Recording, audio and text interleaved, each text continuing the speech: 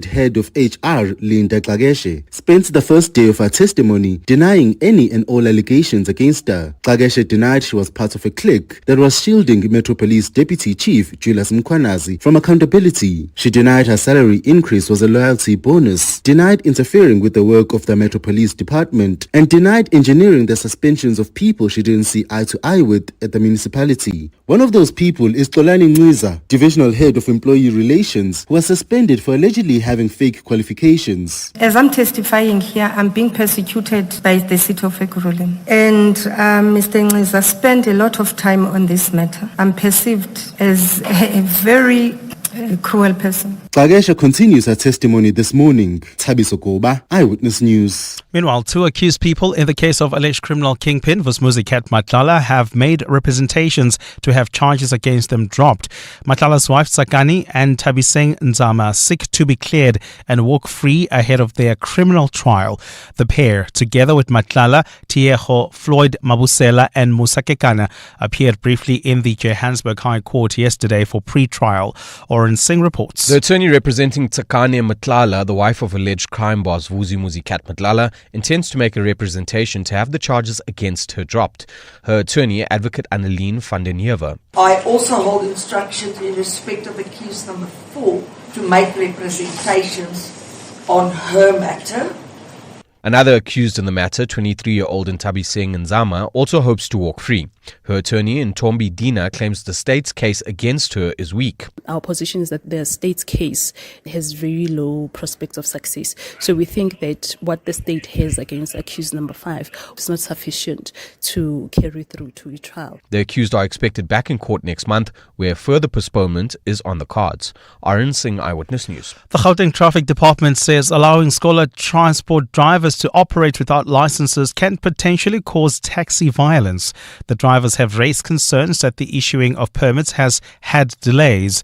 The frustrations were ventilated yesterday during a road safety and compliance workshop for drivers in Pretoria that was hosted by Metro officers. Jabuli Lembata was there. The Gauteng Traffic Department says it has noticed that a large number of scholar transport drivers still operate without permits. They say they cannot allow this to continue because the permits dictate which routes the drivers can work from.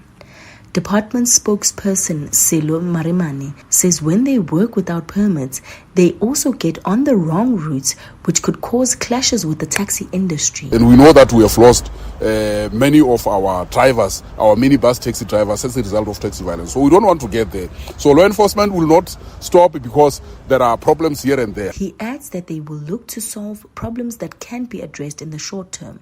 Jabuli Lembata, Eyewitness News, Pretoria.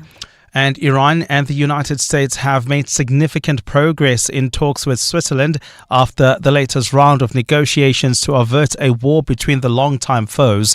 They've agreed to further discussions next week in Austria. The Oman-mediated negotiations follow repeated threats from Donald Trump to strike Iran, with the U.S. President last Thursday giving Tehran 15 days to reach a deal. While Iran has insisted the discussions focus only on its nuclear program, the U.S. wants Iran's missile program and its support for militant groups in the region curtailed. Iranian Foreign Minister Abbas Araghchi has told state TV that the talks made very good progress and entered into the elements of an agreement very seriously, both in the nuclear field and in the sanctions field.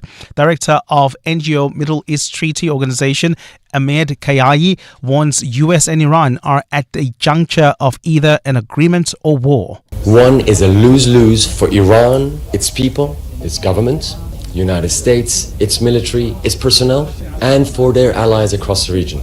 This will not be limited to Iran's borders. It will spread. And in a volatile, already unstable Middle East. Gold is trading at $5,191.17 an ounce. The rand, $15.90 to the dollar, $21.42 to the pound, $18.77 to the euro. Brent crude oil is at $71.11 a barrel. And in the traffic, we've got delays on the N3 North between the Yelands Interchange and Van Buren Road due to roadworks. There's also queuing traffic on the R21 North approaching Olifantsfontein Road, also because of roadworks. A partly cloudy Friday in store for Gauteng with scattered showers and thunder showers expected. The temperatures will peak at highs between 27 and 28 degrees. The top story in EWN this hour. The city of Ekurhuleni suspended head of human resources, Linda Xashega, is expected to face a grilling at the Madlanga Commission when she returns for her second day of testimony. EWN, in touch, in tune and independent. For the latest, visit ewn.co.za or download the EWN app. You're with Clement Manyathela On 702. Let's Walk the Talk, streaming on the Prime Media Plus app, DSTV channel 856, 92.7 and 106 FM.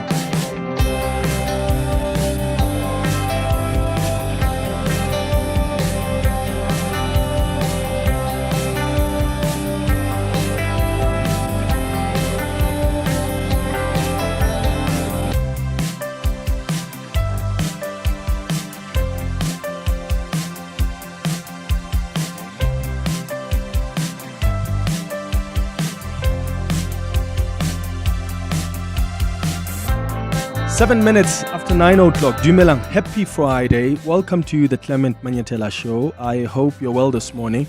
Thank you for joining us here on 702. It's good to be back. Thanks to Pratibos for holding the fort. I was quite sick this week. Things deteriorated on Tuesday after the show. And when I was in hospital, I learned that the voice I complained about on Friday, remember I kept saying on Friday that my voice is cracking for some reason. It was changing. I learned that was actually an infection, which means I shouldn't have run the marathon on Sunday. But I didn't know that was an issue. I just thought my voice was somehow acting up. So as a result, I suffered muscle degeneration. But I'm on the mend. I'm getting there. The lesson for me here is always be aware of your health before going for a run. Make sure, especially a marathon, make sure you are 100% okay. Because sure, you may think, I've got problems with my throat or my voice is cracking. Take it seriously and don't think it's just a throat issue. It's just your voice cracking, because there may be wider implications. Interestingly though, let me get your thoughts on this. Interestingly, for some reason, this week, I did think I was going to die. I did. I did think, there was a point where I felt so weak while I was I was on a drip in hospital, and I felt like this is it. In fact, the night before, when I was deteriorating, I called my mother, I called my parents, and I called my siblings. And I thought, this is it. And I said to my brother, hey, where are my nieces? I want to talk to them.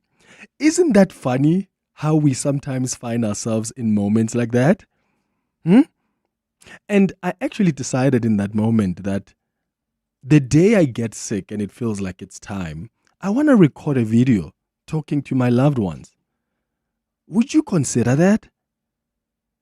Because I think we need to have a different relationship with death. And at least I want to. I want to stop thinking about death as this fearful, crazy, uncertain thing that is, oh my goodness, what's going to happen? I want to think of it as a new experience. Like, can you imagine if you had existed before you were born and how excited you would have been about this new journey of life you were about to get into? Like, oh my God, I'm going to take up the character of Clement. Oh, I'm going to be born in the Manyathela family and the Mahlangu family. Oh, I'm going to have 2 siblings. That's how I want to think about death. Because, my friends, none of us know what comes after. Yes, you can believe certain things because of your culture or your religion. I also believe certain things because of my religion. And yes, we have faith about what happens, but you just don't know for sure. That's the reality. Yes, you can have faith about it. You can be the most believer about it, but you just don't know for sure. I wonder if you ever think about death like that, where you think, I actually want to bow out in peace and talk to people about it. engage my loved ones about it. Do you ever think about that? Have you ever do you have someone in your family who's ever recorded a message and said bye-bye? I don't know if you've actually seen, there's an actor, what's his name?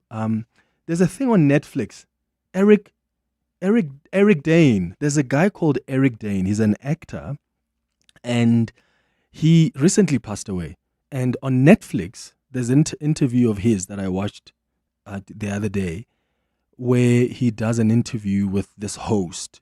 This is his like last message. Oh, by the way, Eric Dane was on Grey's Anatomy and on Euphoria and other productions. And what he does is like speak to this host. This is his last message. And there's a part where he also like, it's just him in the room and he's talking to his daughters and he's just leaving the last message. Is that something you ever think about? I'm raising my hand. I'm like, I would consider that. And I know I'm trying to figure out if, and I'm sure there are people listening to me now who are thinking, oh my God, death. I want to have a different relationship with it. I think we are so arrested by the fear and the uncertainty. And I think part of it is because we are constantly told of the things that are to come by people who don't even know what is to come for sure. Yes, they may believe so and have faith about it, but they can never claim factually they know what is to come. So how about then just be more celebratory about this wonderful journey of life that you've been given an opportunity to be part of? And that was my awakening this week, I have to tell you. So the next time I won't be here anymore, I would have recorded a message. It must play actually on my show. I must actually record a show, Abel. How about that, eh? Do like a pre-record for 3 hours and then it must only play when I'm no longer here. Let me know your thoughts on 011-883-0702. WhatsApp's on 072-702-1702. It's a Friday, and every Friday we do Gratitude Friday. This is where you can call us and tell us what you are grateful for this week.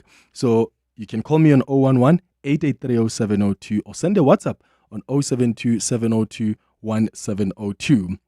What do you think of what happened in Parliament yesterday? So I've tried not to be emotional about it, meaning, Clement, don't frame your argument and reach your conclusion based on who you like and who you don't like. You must objectively look at what happened and decide based on that. And what happened yesterday is that Paul O'Sullivan told Parliament before he even appeared that he has a flight at 3 p.m.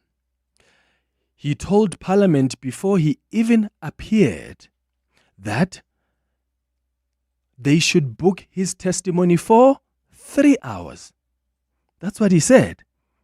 Parliament is the one that insisted that no. Let's book it for 2 hours from 10 until 12. He suggested that we should make it 3 hours to be on the safe side. And I would then leave at 1 p.m. But Parliament said, no, we should be done at 12 because we've got another witness. So when 1 p.m. came, he told them that I have to leave. And in fact, at 12:30, the chair reminded members of Parliament that, remember, guys, we only have 30 minutes left with this person. That's why at 10:15, which is 15 minutes after he was scheduled to leave, he decided to pack up and leave.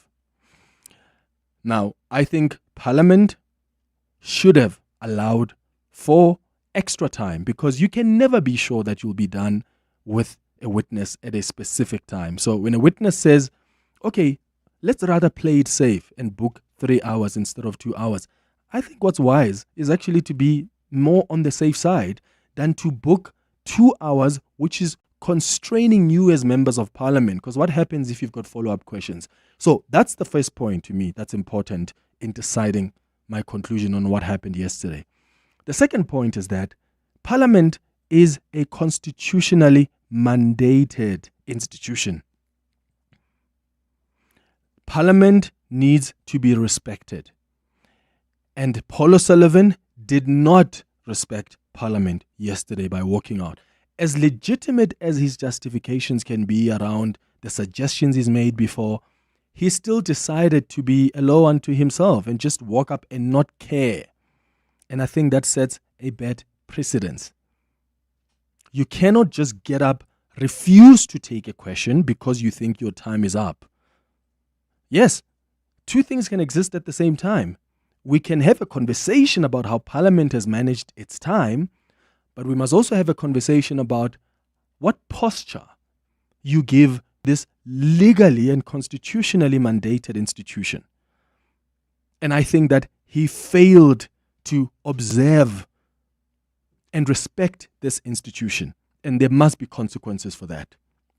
The EFF has decided to go open a case. They released a statement this morning. They want to open a case against him. They're saying that his conduct and Provincial Legislatures Act, because in terms of Section 17 of that Act, any person who refuses to give evidence, who fails to remain in attendance. I mean, did he not fail to remain in attendance? Of course he did. Whether his time was up or not, are you telling me that if you're booked from 9 to 12 p.m. and there are pressing questions that are coming from members of Parliament, you are just going to up and leave because the time is up? That's not how it works. There must be some level of flexibility, both from a witness, from Parliament as well. So the EFF are saying he failed to remain in attendance, and he's committed as a result. He's committed contempt of Parliament, which means he's guilty of an offence. Section 27 of the same Act, in fact, provides that a person who's convicted of such an offence is liable to a fine or imprisonment for a period not exceeding 12 months or both. So the EFF last night wrote to the Speaker and said, you must open a case. The Speaker said, I want to hear first from what happened yesterday. I don't know what else the Speaker wants to hear. I mean, she was briefed already by the chair of that committee verbally. I mean, what more information does she actually need? Nonetheless, the EFF has decided this morning that they are going to open the case. How do you read it? Do you see where Paul O'Sullivan is coming from in that I warned you guys that we must be more flexible? I said to you, let's do 3 hours. You insisted on 2 hours. Maybe Parliament then failed to manage its own time. But even if that is the case, you have also failed, is the argument I'm putting forward. You have failed in respecting the institution of Parliament. It happens a lot where tensions flare up in Parliament, where people don't want to and decide who you vote into Parliament, because there are some of you that have voted people who insult witnesses, and you want to come back and complain about MPs who insult witnesses. That is a parliamentary institution that is comprising of people you and I have put into power through their political parties. That's an accountability you and I must take. Let me know your thoughts on 011-883-0702. WhatsApp's on 072-702-1702. Between 10 and 11 o'clock, we're going to do the Across the Desk feature. Today, I'm hosting 702 listeners on Across the Desk. And we do this at least about 3 times or so in a year, because we want to find out about the listeners who make our shows. You. And I know some of you may not necessarily be calling us every single day, but you're constantly engaging with us in one way or the other. I keep you company, you keep us company, and it matters to us as a station, more so as the show, to also hear about you and want to find out about who you are and what you do and what is it that you like about the show or the station and what is it you don't like and who are you? That's what we're interested in. So between 10 and 11 o'clock, you'll hear from some of you who are 702 listeners. At 11 o'clock, we're going to do our relationship and sex feature. Today, we're discussing how to navigate a sexless relationship, because it is normal for physical intimacy to wane after a few years of a relationship. And it's often due to different things, whether it's stress, whether it's having kids, whether it's health issues, relationship problems, medication side effects, you name it. So how do you navigate that dry spell in your relationship or your marriage? That's what's coming up at 11 o'clock on our relationship and sex feature. That's the show coming up over the next 3 hours. Clement Manyathela, streaming on the Prime Media Plus app. DSTV channel 856, 92.7 and 106 FM. Askies, Clemmy, no. That was just a bad daydream that you had. It was not you that was going to die. It was pirates that's going to die tomorrow Floris. in the Soweto Derby. Florence from the beautiful Western Cape. Bye-bye. You are rude, Floris. You are very rude, my friend. No. It's Derby weekend, positive energy. I'm feeling really good about this one. And I know I've said in the past that, Pirates is going to win and maybe didn't win. But I'm feeling really positive about this one. So, Floris, watch the space, my friend. Hey, Clement. I'm sorry about the health scare that you had this week. I'm just hearing you talk about death and trying to change our lead for creative dying. And it kind of deals with the same thing. The premise is like 5 strangers with chronic and terminally ill conditions go to this kind of retreat/wellness center, and they kind of, and the lady who runs the center tries to get them to have a different relationship to their mortality and death through quite unconventional ways, and the story just kind of unfolds from there. But yeah, I think it's a worthy topic of conversation to have, and to see how alternative views on death can actually help you understand your own mortality. Because I think I'd like to read that novel. Did he say he's written a novel about it? If you have written it, please can you give me some more details, please? I'd like to read about it. I'd like to invite you on the show because I really want us to have these conversations that we are so scared to talk about. That's where I want us to go, because that's not living. If we are going to live and claim to live, and yet there are certain things we don't want to fully explore, things like even our spirituality. We get born into religions, for instance. I never decided that I want to be a Christian. I decided now as an adult. That's a decision I had to intentionally make as an adult. But you cannot claim that, Clement is a Christian just because I was born in a household that practices that. No. I need myself to have a personal inclination to this thing that I believe in and understand it for myself. So I can safely say now as an adult that this is a religion I have chosen to follow with its own faults. But I worry that sometimes we get born into cultural institutions, religious institutions, and part of those institutions' teachings is that we must not question. So you have to stay in this bubble. And I'm not sure if that is life. I'm not sure if that is living. I'm not sure, in fact, if that is exploring and understanding the magnitude of the Creator. If you are so linear in your thinking, then the Creator then is not so big and humongous to you. And I want us to have those conversations. So please let me know about read more about it, please. And maybe we can have more of these conversations. It doesn't mean we're right or we're wrong. It just means we're all trying to explore. But this week, I'm telling you, my friends, for the first time I thought, why are we so scared of death? Why? Why are we not so celebratory? I mean, I'm so blessed to have been given this opportunity to live. I've lived my dream. I've had an amazing family. Goosebumps, because why are we talking about it? That's what life is all about. It's 26 after 9. Clientele is here to safeguard you and your family with compassion because life happens. Be part of a family that truly cares. Our funeral dignity plans have helped South Africans bury their loved ones with dignity for more than 30 years. Let us help you create a meaningful tribute that honors your life and those of your loved ones. We pay out within 24 hours and you will get double accident cover with a Clientele Funeral. Life is an authorized FSP and licensed life insurer. T's and C's online. Standard rates apply. Morning, sir. Hey, got up the shop. Topping up. Yeah. Hey, remember when our coffee didn't taste this good? And when the Wi-Fi dropped 3 times a day? Yo, my good man. times. Now we've leveled up. High-speed Wi-Fi, private spaces, on-site support. This place runs like a machine. Yo, flippin' seamless. Yeah, that's WeWork, eh? And my team's like loving it, eh? Productivity's up. No one's fighting over the fridge. Yeah, I know. It's the dream. WeWork, Africa's largest co-working spaces. WeWork.co.za. Made for work, built for business. Hello, welcome to the Crazy Store. Hello, hi. I would like a refund for the stress ball. Of course. I have been squeezing it for 6 days and I'm still totally stressed out. I see. These safety pins, they don't work. I pin them to my pants, but they don't make me feel safe. Can I exchange them for this pepper spray? No problem. The Crazy Store. Our quality promise means we'll replace or refund any of our products that you are not happy with. I heard she's got a recruiter team working 24/7.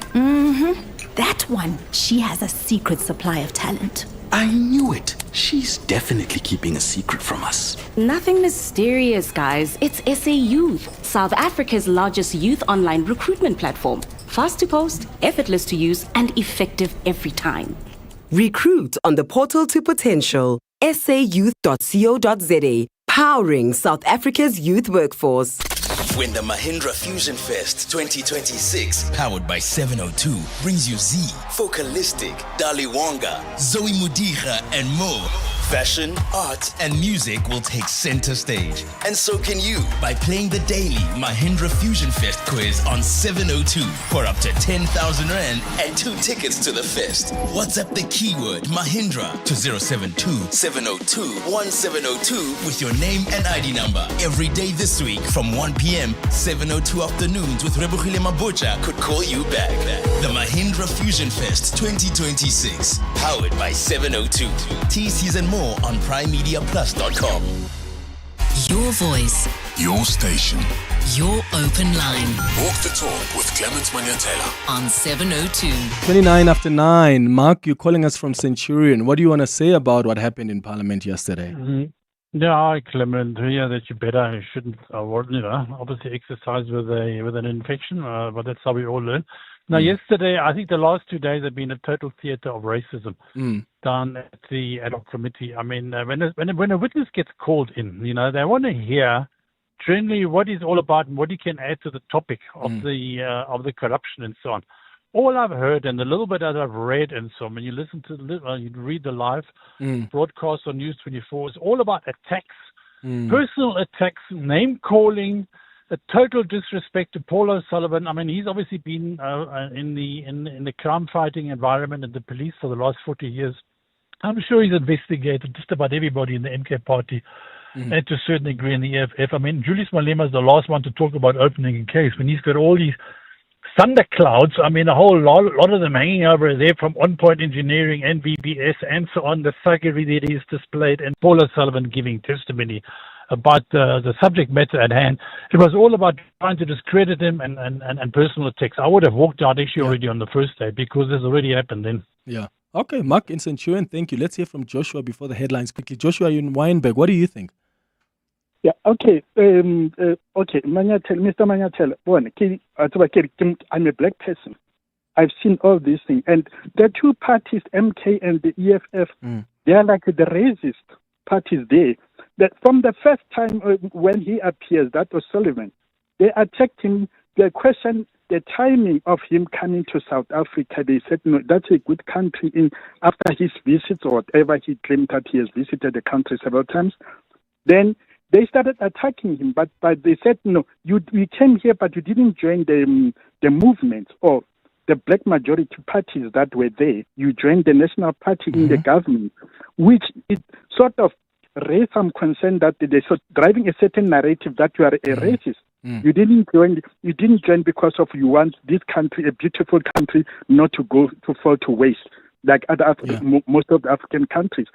So, but that when they question him about that one, you look from the start where if that is ad hoc committee was doing its own job in the right time, we shouldn't be where we are at the moment. So you think he was justified to walk out? He was justified to walk out. I would have walked out if I was there because of they were not questioning in line with what is happening there, what has happened. Mkhwanazi has claimed, but then they're questioning about his coming into South Africa and how did he get the citizenship. Got it. Joshua in Weinberg, thank you for your call. It's 9:32. I'll respond to some of those after the latest Eyewitness News headlines. Fiso, good morning. Thanks, Clemens. Good morning. The race for the top position of the Democratic Alliance is heating up, with two senior leaders expected to signal their intentions today. Cape Town Mayor Jordan Hill-Lewis is widely tipped to enter the contest for federal leader. He's called a media briefing for what's being described as an important announcement just a day before for nominations officially open.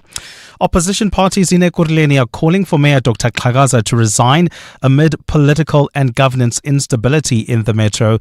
Yesterday, Xhakaza's right-hand man, Jongizizwe Dlabati, abruptly resigned from the mayoral committee, with reports there was a big fallout between the two men. Dlabati's resignation comes hot on the heels of the EFF's pulling out of the government of coalition in the metro and Action SA refusing the ANC's offer to join. And the killing of civilians in Sudan's war more than doubled in 2025 compared to the previous year. That's according to the United Nations Right Chief Volker Turk, who has warned that thousands more dead are unidentified or remain missing. Rape, gang rape, sexual torture and slavery have also surged, with more than 500 victims documented last year. Those are the headlines. This EWN and more at 10 or as it happens. EWN Traffic. Travelling on the N3 North, we've got delays between the Airlines Interchange and Van Buren Road. This is due to roadworks along this route. There's also queuing traffic on the M1 South approaching Houghton Drive. While travelling in Sandton, please be on the lookout for an accident that happened along Grayston Drive, southbound towards the M1. It is causing delays, and there's also queuing traffic in four ways along Winnie Mandela Drive between Leslie and Witkoppen Road, and heading towards Bryanston. More delays along the N1 South towards Winnie Mandela Drive. That's due to roadworks there. More updates at the top of the hour. Stay tuned. There's more EWN on air, online, and on the EWN app. The JBX Talks at this year's Joburg Film Festival offers something truly valuable for anyone interested in the business of storytelling. Join industry leaders, creators, innovators, and storytellers as they unpack the future of film, streaming, technology, and content creation.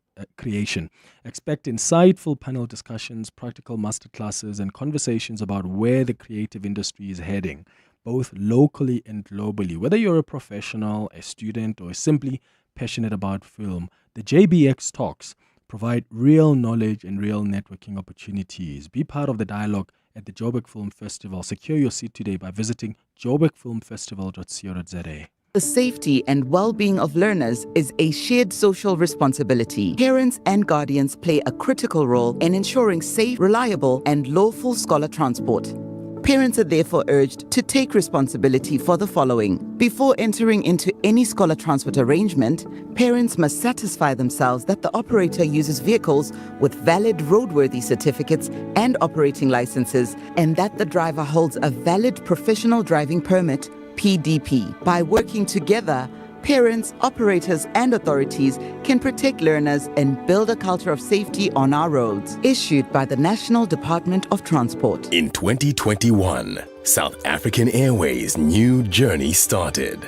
And the journey has brought us here. Over 15 aircraft added to our fleet, thousands of new flights scheduled every year, and 19 routes on our map to connect you to more of the world. We're proud of how far we've come, but we're not finished yet. We're still raising our standards in the air and on the ground. South African Airways. Book your next flight at flysaa.com today. Make 2026 the year of venturing further in the Tank 300. With its 5-star luxury cabin and powerful 2.4 turbo diesel engine, the Tank 300 is built for the scenic route and is available from only $7,399 per month. Visit gwm.co.za for T's and C's and to book a test drive. GWM. Go with more. Brought to you by GWM Finance, a division of Westbank, an authorized financial services and registered credit provider. Mzansi, Walala Wasala. Play Powerball and Powerball Plus for a massive 91 million rand in total estimated jackpots this Friday and step closer to a world of many possibilities. Play Powerball for an estimated 61 million rand and Powerball Plus for an estimated 30 million rand today. Buy your tickets now in store on nationallottery.co.za, the mobile app or cell phone banking. Panda, Pusha, play! Players must be 18 years old to play responsibly. E2 is the proud operator of the National Lottery. Your voice. Your station. Your open line. Walk the talk with Clement Manyathela. On 702. 23 minutes before 10 o'clock. This is the 702 open line. Your calls about what happened in Parliament yesterday on 011-883-0702. I'm getting your WhatsApps as well on 072 702 1702. Let's start there. Morning, Clement. This is Mnedisi here. I think on Paul O'Sullivan leaving, this is just a political show from the members to act as if they didn't know that he was going to leave. They knew that he was leaving at 1. This was pre-agreed. So this is just what this ad hoc committee has turned into, just political grandstanding. You know, I'm going to stand up and block the door so that he does not leave. This is white supremacy. I mean, all those are irrelevant things. I mean, this is a witness that you agreed with, that at some point he must leave. And when that time came, he left. And he even warned before to say, I'm going to leave. That is why I think we are better served with people like Paul O'Sullivan appearing at the Madlanga Commission rather than this big brother, you know, reality TV show that we're seeing here with this ad hoc committee. Thank you. Regarding this issue of Paul O'Sullivan, the problem with that parliament is they already charged him as a spy. They already found him guilty before the court of law. You know, so I actually support Paul O'Sullivan. Those guys have got a certain agenda against Paul O'Sullivan.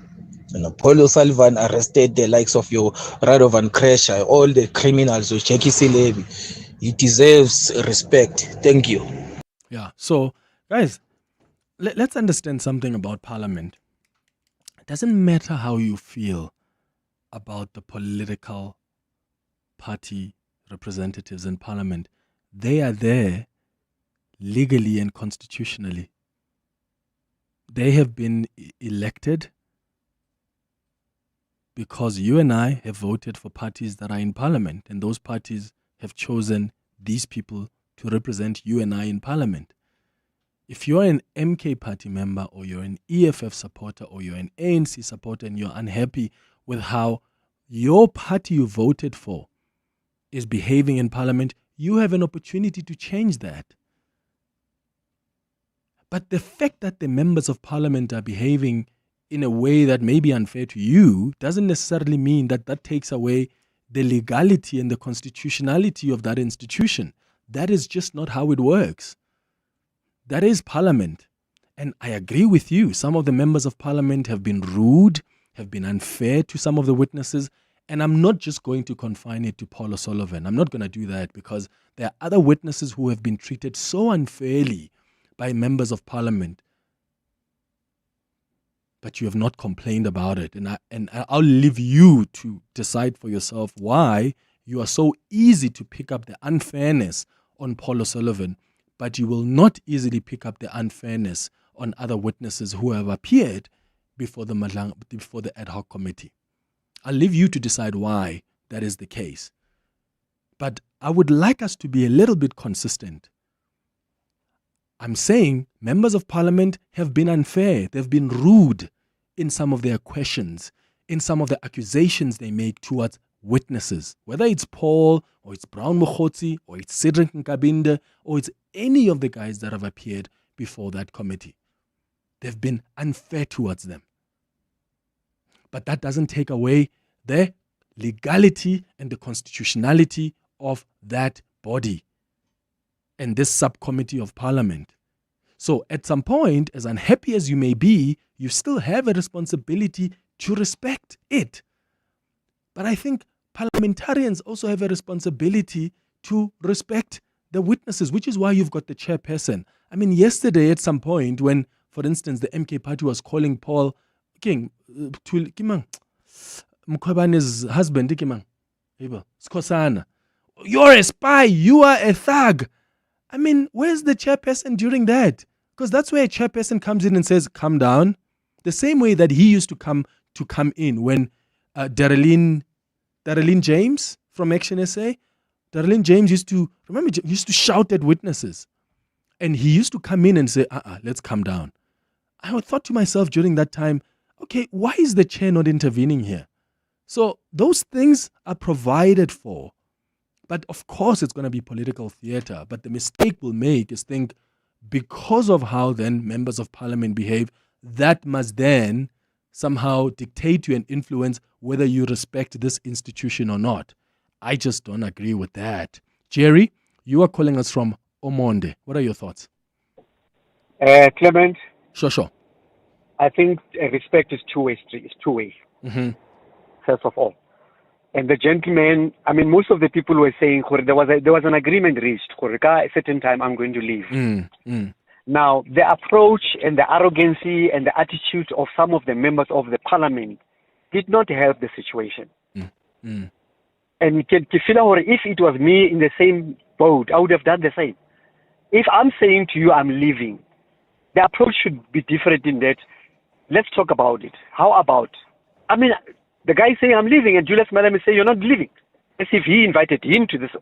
Well, he did. The committee invited him to come back. Yeah, but I'm just saying the approach did not help the situation, which is why the guy. It could have been handled differently. I agree with you.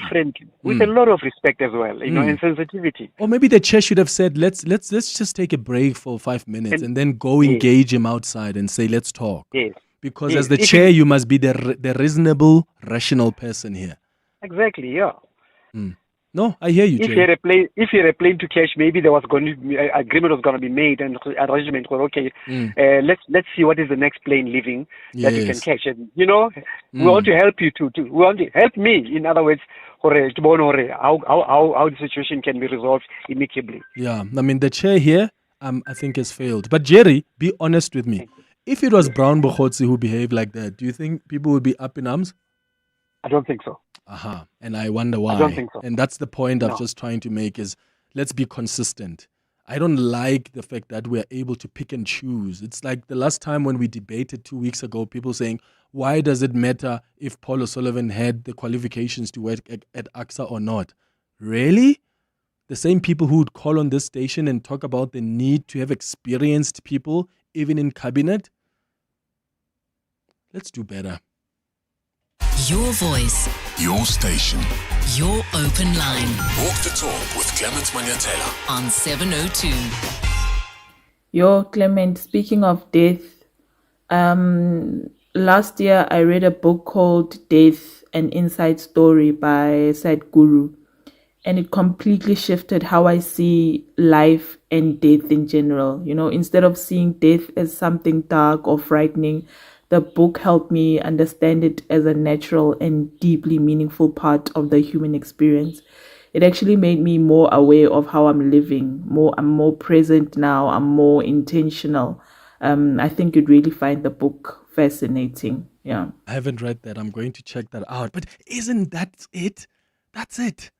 When you think about death in that way, as opposed to be this thing we must be scared of, is you actually think of it as an end of an era. And that end of an era actually means that you are called to a higher purpose. You're called to be more aware of life. You're called to be more aware of so many things, to think even about the legacy you leave behind. And that's what I'm not saying that, because, someone said to me now that, but it's easy for you not to be scared of death because maybe you don't have kids. No. I understand how scary it may be that I leave my siblings, or I leave my kids, or I leave my partner, or I leave my parents. But I'm not saying do not be scared from that point of view. I'm saying, how do you interact with death in a way that actually makes the experience better for the ones you leave behind and for you as someone who's leaving? I don't want to bow out like I'm doing a walk of shame. No, I want to bow out because I've had an opportunity to be alive, to embody this character of Clement, to live with the family, to be confronted with the challenges I've been confronted with and have survived. I want to celebrate that. And I want the people who are behind me to know that I'm glad I've lived like this and these are the lessons I've taken. Why can't we interact with death like that? But then our cultures and our religions are teaching us to be so linear in our thinking and not be explorative and not ask God, what is it about death? And not be explorative and read books and understand more about life from other people's experiences. And I think that's taking away from what life should be about, which is actually explorative. Hi, good morning, Clement. I'm happy you're feeling good, you're feeling better, and thanks to God, by the grace of God. Yeah, hey, see what you're talking about. I was watching that guy's documentary last night, Yeah, it was so interesting, man, this fear that people have. I mean, some people are they have fear of making a will, Yes. thinking that as soon as when they make a will and then they're gonna pass on. Listen, we have to face the reality of life, that we don't know what tomorrow holds, but we know who holds tomorrow, So, we just have to face the reality of life, that whether we like it or not, but when, we don't know. Only God knows, But, it's interesting. Yeah, I was watching that documentary. Funny, last night. I watched that documentary of that guy. Yeah, no, it was so interesting. Thank you, Clement. Have a good day and hope you get much, much, much, much more better. Thank you. Cheers, man. Thank you very much. Yeah, for those who want to watch it, it's on Netflix. The actor's name is Eric Dane. He suffered from a condition that was incurable, LS and ALS. Yes, he suffered from ALS and it was incurable. And he did this interview, which would be his last word. And I think that's what Netflix is going to introduce. I mean, of course, there are people who are going to die from an accident, like the circumstances won't allow. But in cases where circumstances allow for you to talk to your loved ones, to record a message, some people are taking up that opportunity. And I'm definitely going to take up that opportunity. Should I get to, and maybe it will be a false alarm, but should I get to a point where it feels like this is it? I want to talk to my loved ones. I want to leave them with something. And if it means maybe it's false alarm, we'll put that video somewhere. And it will play when I'm no longer around. Or I'll record a new one. The point is, let's have a different relationship with death. It's part of life. No matter how scared you are of it, you cannot change it. If it's meant to happen on this day, it will happen on that day. How do we make it better for you as someone who's departing and for the people that are remaining behind? 10 minutes before 10. Part of the 702 family. Hi, my name is Linda. I'm from Bel-Air's Park. I'm a 702 lander, big fan of all the shows, and I'm definitely listening today, and I'll definitely be listening tomorrow. Welcome to our 702 family. Let's walk the talk. This Saturday, 28th of February, the Pride of Joburg charges back onto home turf. The DP World Lions face off against the Western Province in a massive CSA one-day cup showdown at the DP World Wanderer Stadium. Explosive baiting, fierce pace, match-winning moments. It's 50 overs of pure intensity, and every run counts. Bring your crew, wear your colors, and feel the raw live. Get your tickets today at Ticket Pro or visit the DP World Lions website. Don't miss the action. Be part of the legacy. Right, gang. Are we all in? Liam? Here. Ethan? Here. Andrew? Here. Luca? Yeah. Amelia? Yeah. Violet? Yeah, Mom. Introducing the Chungun CS75 Pro. A powerful turbocharged engine, modern safety features, and room with 7 seats. For everyone. Hey, that's not everyone. You forgot Choppy, Mom. Oh, Choppy. The all-new CS75 Pro. From $4,999 per month. T's and C's apply. Chungun. Driven to evolve. You may regret pulling a muscle while trying to impress that someone at the gym. But with Outsurance Essential Car Insurance, you'll have no regrets covering your older car at a much lower premium. And you get third-party cover up to 1 million rand. Get Outsurance Essential Car Insurance today for unfinanced cars older than 5 years valued at less than 130,000 rand. SMS SAVE to 45363. That's SAVE to 45363. Licensed to Insure and FSP. TCs and information online. Celebrate the month of love with great sleep at a great price from Dial-A-Bed. Trust the sleep experts and save thousands, because right now you'll get 20% off all 40 Winks mattresses and bed sets. Shop in-store or online today for your less 20%. Plus, get fast delivery on our best sellers. Dial-A-Bed. Sleep for life. Your voice, Your station. your open line. Walk the talk with Clement Manyathela. On 702. 7 minutes before 10 o'clock. Ntombi, you're calling us from Fourways. What do you think of what happened in Pali yesterday? Hi, Clement. Hello. I don't want to take sides here. You see, I think the chairperson has made a big mistake. He's supposed to say 1 o'clock. He was supposed to say, look, Paulo Sullivan, he's leaving 1 o'clock. And he's supposed to be that to avoid that. And on the other side, and they were screaming. Skosana was screaming on the other hand. And if it was me, I will do the same. Yeah. Yeah, the chair could have done this differently, Ntombi. I agree with you. Thank you for your call. Bokang, what do you think? You're in Soweto. Hi. Yeah, Clement, the Ricky versus one, okay. Sure. Yeah. Clement, I blame what you call Sullivan. What he did.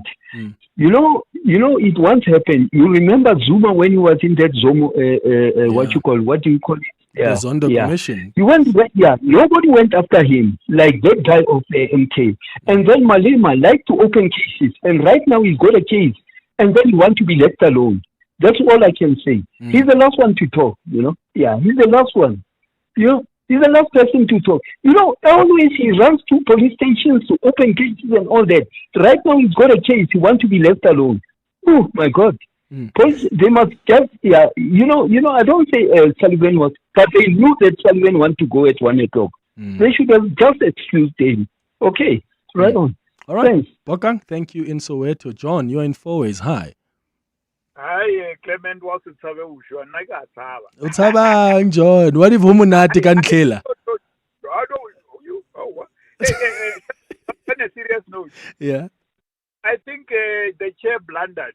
Number one, if you're chairing a meeting and you've got a person that you've invited to come and testify, and in fact, if it's true that he paid for his expenses, really, I think he was more than justified. Especially if he has told them that, look, my plane is at 1, The chairperson should have, long before that, and this is standard in meetings, say, you know what, you are leaving at 1. If we don't finish, are you okay if we arrange an alternate flight for you? Something like that. Yeah. You can't just keep a guy there like he's in prison. And secondly, they were very disrespectful to him. I don't know that guy. I don't particularly like him. I don't understand what is his role in our police services. And then more importantly, our parliamentarians do not respect themselves. They do not respect our parliament. And until such that time that they stop treating our parliament as they should be, they cannot expect us as ordinary citizens to respect parliament, to respect our laws, and see to respect them. Absolutely. Paul was more than they must just leave him alone. Thank you. Thank you, John, in Fourways. Selma, you're calling us from Roodepoort. You want to talk about the issue of dying?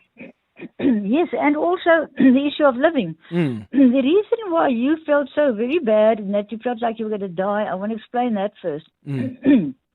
Excuse me. People who are sports people must know if they have a little tickle in their throat or a little bit of a sniffle or they just feel under the weather, it's probably a virus. And viruses affect our muscles, and the heart is a muscle. Yes. Now, if you then go and run far or play a sports match or something, chances are you could have a heart attack. So what happened with you is, firstly, doing it the long run brought down your immune system even more. So then the virus took over and you got sick from that, but it affected your heart too. And when you feel like you're going to die, that was your heart about to have a heart attack. It nearly happened to me once when I was in a car accident in 2024. I got a bash on my sternum and it broke right middle through. And that was also obviously then an impact on my heart. And the trauma surgeon was convinced that I was going to have a heart attack because my ECG changed totally. Jeez. But anyway, so what I was saying is that I also felt weird. I'm feeling like I'm going to die. And that is the reason why your heart is a muscle. People must know not to over-exercise when they feel under the weather. Yeah, and Salma, in fact, when I got to the hospital, one of the things the doctor did was I need to check the heart. Because if you had an infection, because I said to him, my voice changed on Friday when I was at work, but I didn't think of it as anything serious. I even joked about it on air, but that was an infection. And I think that's a lesson for me. Even if it's just a voice that's cracking, even if it's just something, some discomfort, do not go onto that road and run or to take a very hectic exercise. Always be very sure that you're 100% health-wise. Well, I have an example. A friend of my, a chess friend of my son's, was only 16 years old, and he'd been chosen for the A team of St. Stithians, and he desperately wanted to play. And then he got the sniffles and a bit of a cold, but said, no, Mom, I'm going to run out for my team. It's like a dream come true. Well, he never made it home. He got a heart attack on the field. 16 years old, gone. Oh, that's sad, Salma. Salma, thank you so much for calling. I really appreciate it. Salma is calling us from Roodepoort. It's 2 minutes before 10. Gear up for glorious Grand Slam success with Hollywood Bets. Take your tennis passion to new heights and feel every stroke, rally and match point as the drama unfolds at the Australian Open, Roland Garros, Wimbledon and US Open. The biggest stages in tennis have been set as the world's best go head-to-head for ultimate bragging rights. Bet now and make every moment count.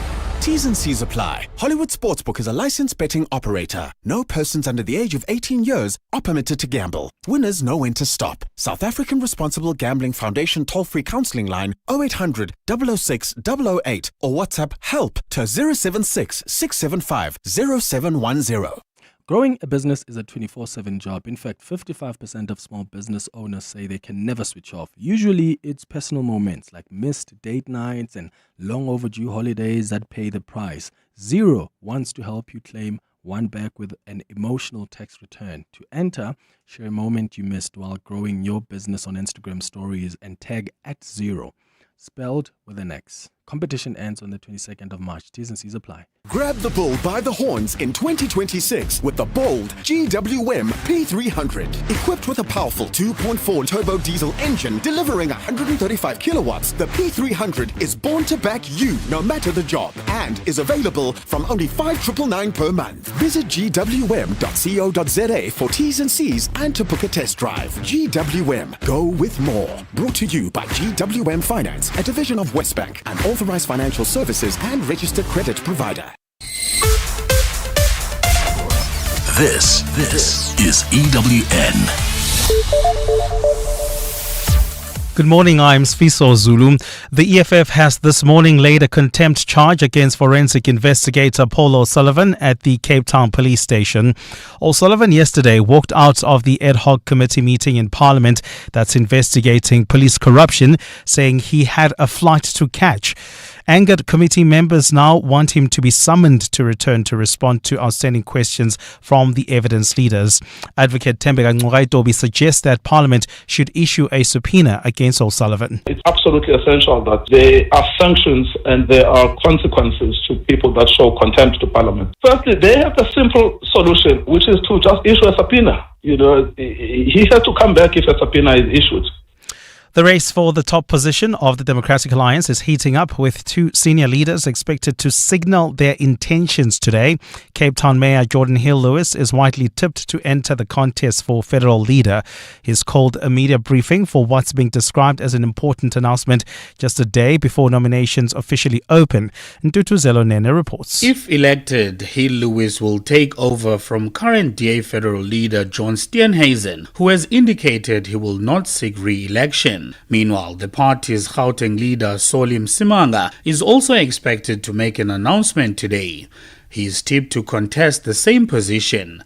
Msimanga previously ran for national leadership in 2018, but his bid for federal chairperson was unsuccessful. With nominations opening tomorrow, the battle for the DA's leadership appears poised to begin in earnest. Ndutuzelo Nene, Eyewitness News. Alleged kingpin Vusimuzi Matlala's hopes have been dashed after his case suffered yet another setback.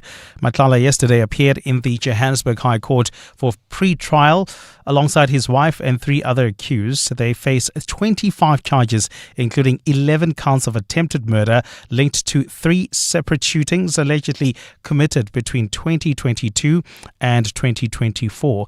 Oren Singh reports. While eager to plead his innocence and clear his name, it could be several weeks and even months before the criminal trial commences against alleged crime boss Vusimuzi Matlala and his co-accused. Matlala, his wife and 3 others appeared in the Johannesburg High Court yesterday, facing 25 charges, including 11 counts of attempted murder. Matlala's advocate, Annelien van den Heever, accused the state of delaying the matter by not providing certain particulars. There's videos that we've not been provided, etc. So these are not documents I respectfully submit the state can deny disclosing to the defense. Senior State Prosecutor, Advocate Elise Leroux, disputed van der Heever's assertions. The thing is, I have not had the opportunity to view the request for further disclosure. The matter was postponed to 18th March. Oren Singh, Eyewitness News. Opposition parties in Ekurhuleni are calling for Mayor Dr. Xhakaza to resign amid political and governance instability in the metro.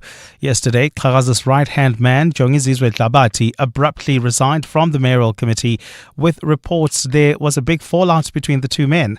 Dlabati's resignation comes hot on the heels of the EFF pulling out of the governing coalition in the metro and Action SA refusing the ANC's offer to join. Tabiso Goba takes a look. We wish to assure the residents of Ekurhuleni that there is no crisis in the city of Ekurhuleni. There is no crisis in the leadership of the executive mayor and his team. That was Jongizizwe Dlabati during a media briefing last Friday. A week later, Dlabati resigned as the MMC for Finance and the ANC's regional secretary in Ekurhuleni. This has caused a further headache for Ekurhuleni Mayor Dr. Xhakaza. He's currently without a finance MMC, without a council speaker, and has a limited timeline to pass an adjustment budget while leading a minority coalition government. Both the EFF and Action SA have released media statement calling for Xhakaza's head. Tabiso Goba, Eyewitness News. And the killing of civilians in Sudan's war more than doubled last year compared to the previous year.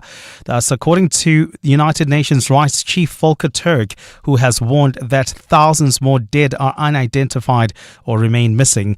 Rape, gang rape, sexual torture and slavery have also surged, with more than 500 victims documented last year.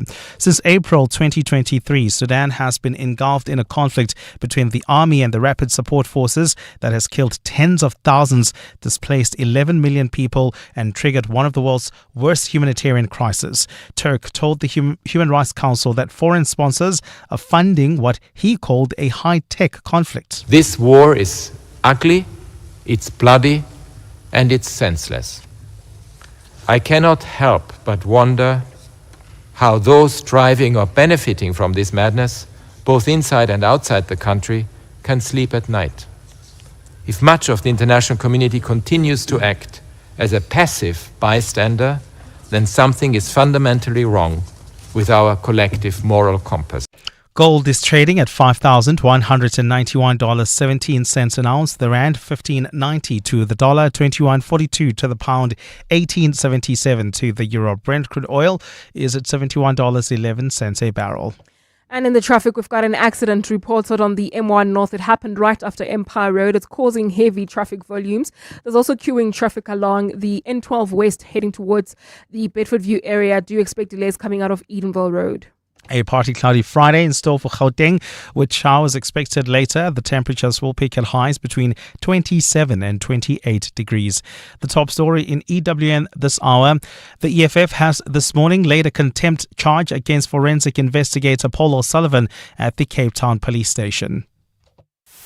EWN, in touch, in tune and independent. For the latest, visit ewn.co.za or download the EWN app.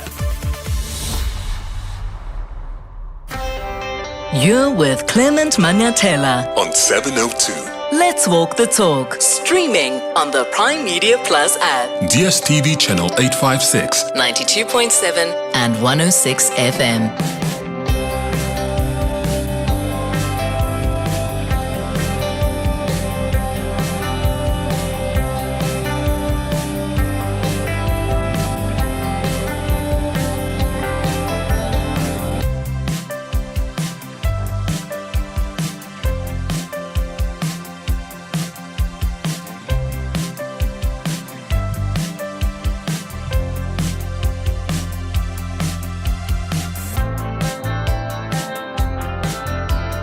7 minutes after 10 o'clock. Dumelang, welcome to the second hour of the Clement Manyathela Show. Thank you for staying with us here on 702. And I'm sorry if I've traumatized you about death. Because, yeah, that's what we are taught to do, to be so scared of it. But what's that song? We are going to have these conversations that are so uncomfortable, because we need to experience life better and enjoy it more. We can't be in this experience and we feel stuck. Well, at least for myself, I don't want that experience. I want to live, because I think we are all privileged to be given this human experience, to take up the characters we've taken. And it's okay for us to actually celebrate that. And know that at some point the character comes to an end. But there are people that character leaves behind. And as we approach death differently, we learn to at least create a different experience for the people we leave behind, and a different experience for ourselves as people who bow out. We must stop bowing out in shame, as if we're doing a walk of shame. We must bow out because we've lived, we've been part of this human experience, and our time is up, and there's more generations coming. And if you can you can give advice to those generations that come, because as Amazulu athi indlela ibuzwa kwabaphambili. I don't know how to translate that in English. Snazo, help me. Indlela ibuzwa kwabaphambili, meaning the path is learned from those that have already walked it. I think that's probably the way to explain it in English. Remember, at 11 o'clock, we're going to do our relationship and sex feature. It's adult radio, and today we're going to be discussing how to navigate a sexless relationship or marriage, because it is normal for things to happen, whether it's the kids coming into the picture, stress, health issues, relationship problems, or maybe medication side effects, which can result in physical intimacy beginning to wane. So how do you deal with that in your marriage or your relationship? That's a conversation we're going to have at 11 o'clock. But right now, we start with our Across the Desk feature. Across the Desk with Clement Manyathela on 702. And on our Across the Desk feature this morning, I am hosting the listeners of 702, because we care about you. We care about what you think. We care about what you do. We care about what makes this station so interesting to you. Because as I always say to you, you are my companion. And I know it's weird to think of it. I'm your companion when you're in your car, in your office, at home, but you are my companion too. I may not see you, but I imagine you in my mind. When I talk, I imagine you in my mind listening and engaging or responding in a particular way. So we are each other's companions. And what I try do on the show, at least 3 times a year, I try bring in some of the 702 listeners. And I hope some of you can come and sit across me in studio sometime. In studio with me today, we've got Olela Kawisi. Is that how I pronounce the surname? Yeah, Kawisi. Kawisi. Thank you so much for coming through, Olela. Are you good? Good, Clement. How are you? Good. Have you been to our studios before? Is this your first time here? It's actually my third time. Third time? Yeah. In this new building? In this new building, yeah. Oh, wow. Okay. So you're like a family member then, eh? Oh, definitely. Welcome. We also have Sister Hlongwane, who has been here before. Yeah. Probably 100 times, Sister. Yeah, I feel like a 702 furniture. Yeah. Thank you for coming through, Sister. We also have Michelle van Molendorf. That's correct. Thank you for coming through, Michelle. It's good to put the face to because you always call in, you always send WhatsApp voice notes, and you are the one I've not met. I've met Kolela at Walk the Talk. I've met Sister when she's been here for some reason or the other. So it's good to see you. Thank you so much for coming through. It's a pleasure to be in. Thank you for hosting us. So I want to start with where the journey began with you guys, with 702. Like, when did you start listening to this station? And are you a type of listener that listens from when you wake up in the morning until when you go to bed? Or are you more rational and you you choose where you go when you've got time? Are we starting with me? I'm starting with you. Okay, I'm gonna bore everyone. 702 is in my house. It's in my car. If I go in the shopping center, it's on my app. My friends all go, oh Lord, here comes this woman. She's going to tell us all about current affairs. And are you that friend? I'm that friend. Okay. And I don't push it down on people, but certainly I think we need to be more engaged. I think in this country we need to be active citizens. Yeah. I think the big issue here is the country's falling to pieces because we are standing back and we are not. We see what's going wrong, but we don't actually get involved. We don't do something about it. We see there's water running down the road, report it, follow it up. I'm big on that, extremely. And then I'm big on education. I've been calling the station since Jenny Chris Williams' days. When Radio was on, I was speaking solely about education, children speaking and learning in their own vernacular. It's very important. I think that's why educational outcomes is so bad in this country. And then, of course, when it comes to GBV and violence and rape, I'm very, very active on that as well. Yeah, and those are the subject matters we normally tackle a lot. Do you have kids? No, I have three. I have three cats. They cats, are my children. Okay, and I'm sure they haven't complained when you're listening to 702 in the background. They must love it too. How about you, Olela? When did you start listening to the station? Oh, Clement, it's been a journey actually. I started when radio was still here. I think about 9-10 years ago. That's when I started. And I've never stopped, not looking to stopping actually.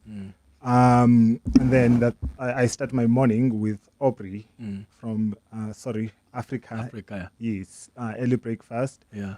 Up until Lebohile, and then I stop when the Lebohile show is done. But mostly what I enjoy actually is the extensive view and how we're able to understand, because every information that comes, you guys have a way of breaking it down into chewable bits so that the average person listening to your shows can understand. And that's what I enjoy the most, and being able to engage, because now it feels like family, and also engaging with other listeners as well. Yeah. And it's been such a great journey so far. Yeah, I like that. It feels like family, because that's what we try, make it to be, because you guys are family to us. And I know it's weird, but that's why we always say the 702 family, because we see ourselves as a family. So if you guys see ourselves as that, that's great. It means we're doing something right. Sister, I always hear you, especially on Aubrey's show, because I drive at night. In fact, I think you call Aubrey more than you call me. I must text him and tell him that. Yeah, I hear you when I'm driving from the SABC going home, and I would sometimes hear you when you call in on Aubrey's show. Have you been listening to the station for quite a bit? Sure, I think it's more than 20 years. Oh, yeah? I think from John Berg? John Robbie, yeah. John Berg, okay. Jenny Chris Williams, Radio Yosibia. So, I mean, I fell in love with radio. My grandmother was a radio fanatic. So we slept with the radio on. And I'm still the same. I sleep with the radio on. That's why I will listen to everyone. So I listen from 4 o'clock to Africa. And then I'll go Bongani, then switch, maybe then go Mendy. So I have, that has to happen daily in my life, because all of you tells me something different, right? Then I will switch off every now and then I pop in just to hear, then I'll go John Pellman, then I switch off to Aubrey. So Aubrey is the reason I like that show, right? It's my relaxed time. I'm not having to worry about food. I'm not having to worry about work. I'm not, you know, that's the thing. So that's why it becomes such an interesting show to listen to. And also, there we speak our minds openly, and the language is used very respectfully. There isn't an attack. I think there's a respect, mutual respect to the callers that calls at that time. I mean, in other shows as well, I'm not saying in your show, but it can I find that in the morning show, especially the 9 o'clock, if you somebody doesn't agree with what the other caller has said, the anger, the bashing, the attack to you as well, and then it takes us away from the topic at hand because we're trying to deal with issues. So look, that's why I listen to all of you. You all give me something different every day, and there's always something I take back home. I've gotten my son to be a radio person. He loves it. I have You're not forcing him? At 26 Does he genuinely just enjoy it? No, look, his drive to school every morning was 7:02. Okay. His drive back home was 7:02, so he was bound to fall in love with it. So that's basically why I think I listen to 7:02. That's fascinating. So I think one of the things I like as a listener also of the station is how the views are so different. I mean, people, Michelle, people really believe that we get told what to say on air.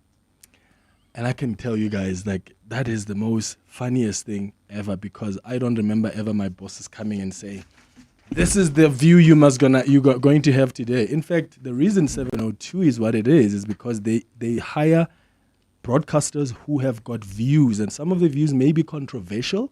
Some of them may be quite divisive. You may not like them. Some people may think they are divisive, but it's our view at the end of the day. And as a listener, you can have a view as well. And I like that we've got different views. I mean, I disagree sometimes, if not mostly, with Bongani's views. He disagrees with me sometimes.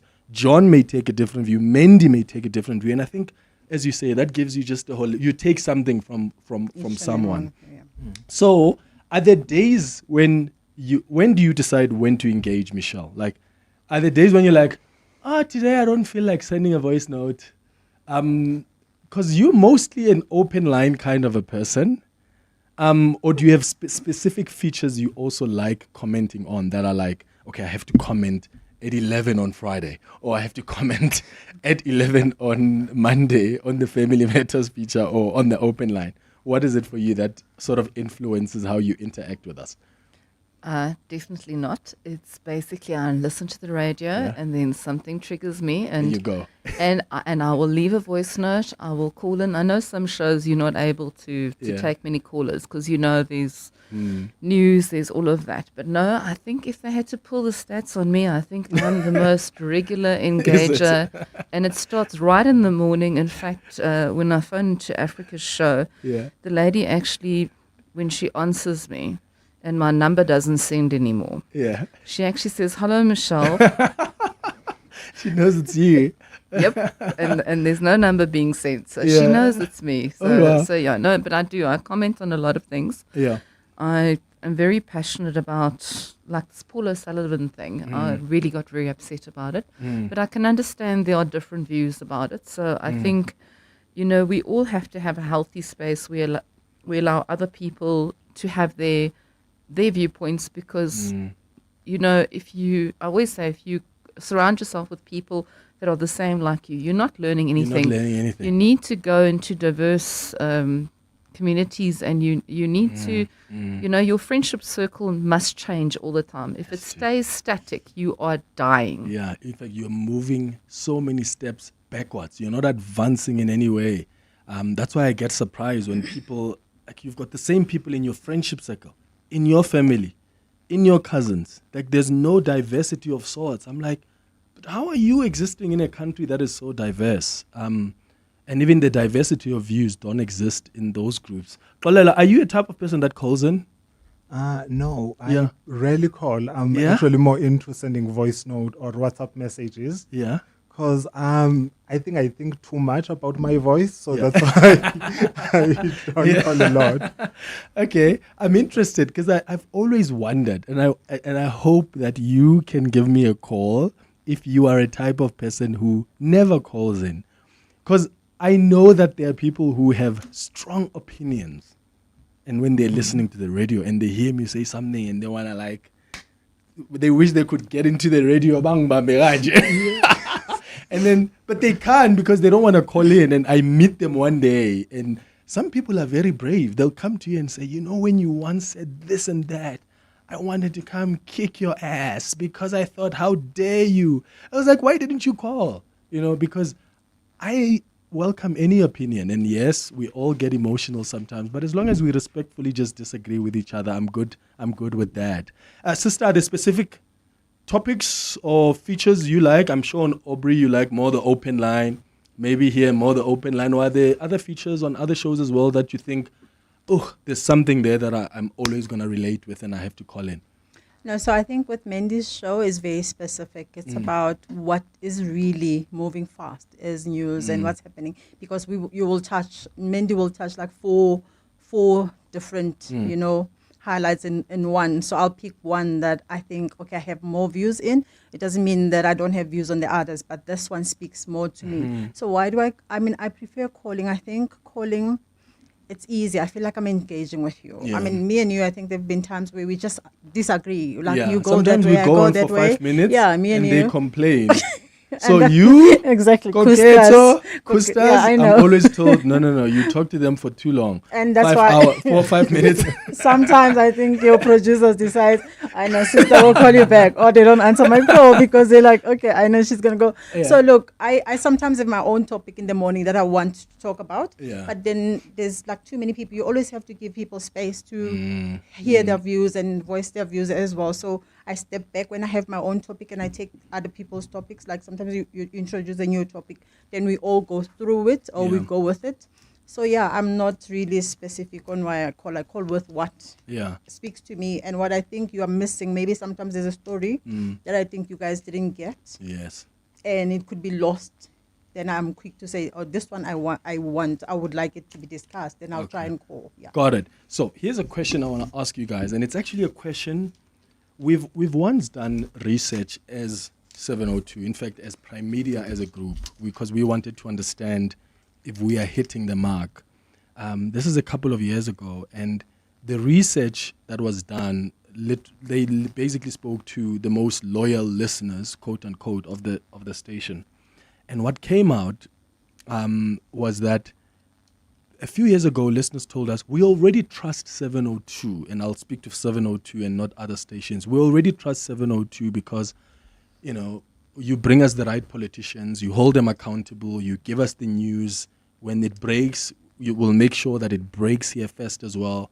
And then the listeners told us, but what we're missing is the relatable conversations. Like, we don't want everything to be about news and current affairs. We want to have some fun. We want to reflect on life. We want those conversations. So give us a bit of light, which is why you may have picked up that over the last couple of years, we've tried to introduce, whether it's features or conversations that are more lighter, so that every day we're not talking about power cards or corruption, but we actually talk about things that you and I can relate with at a human life level.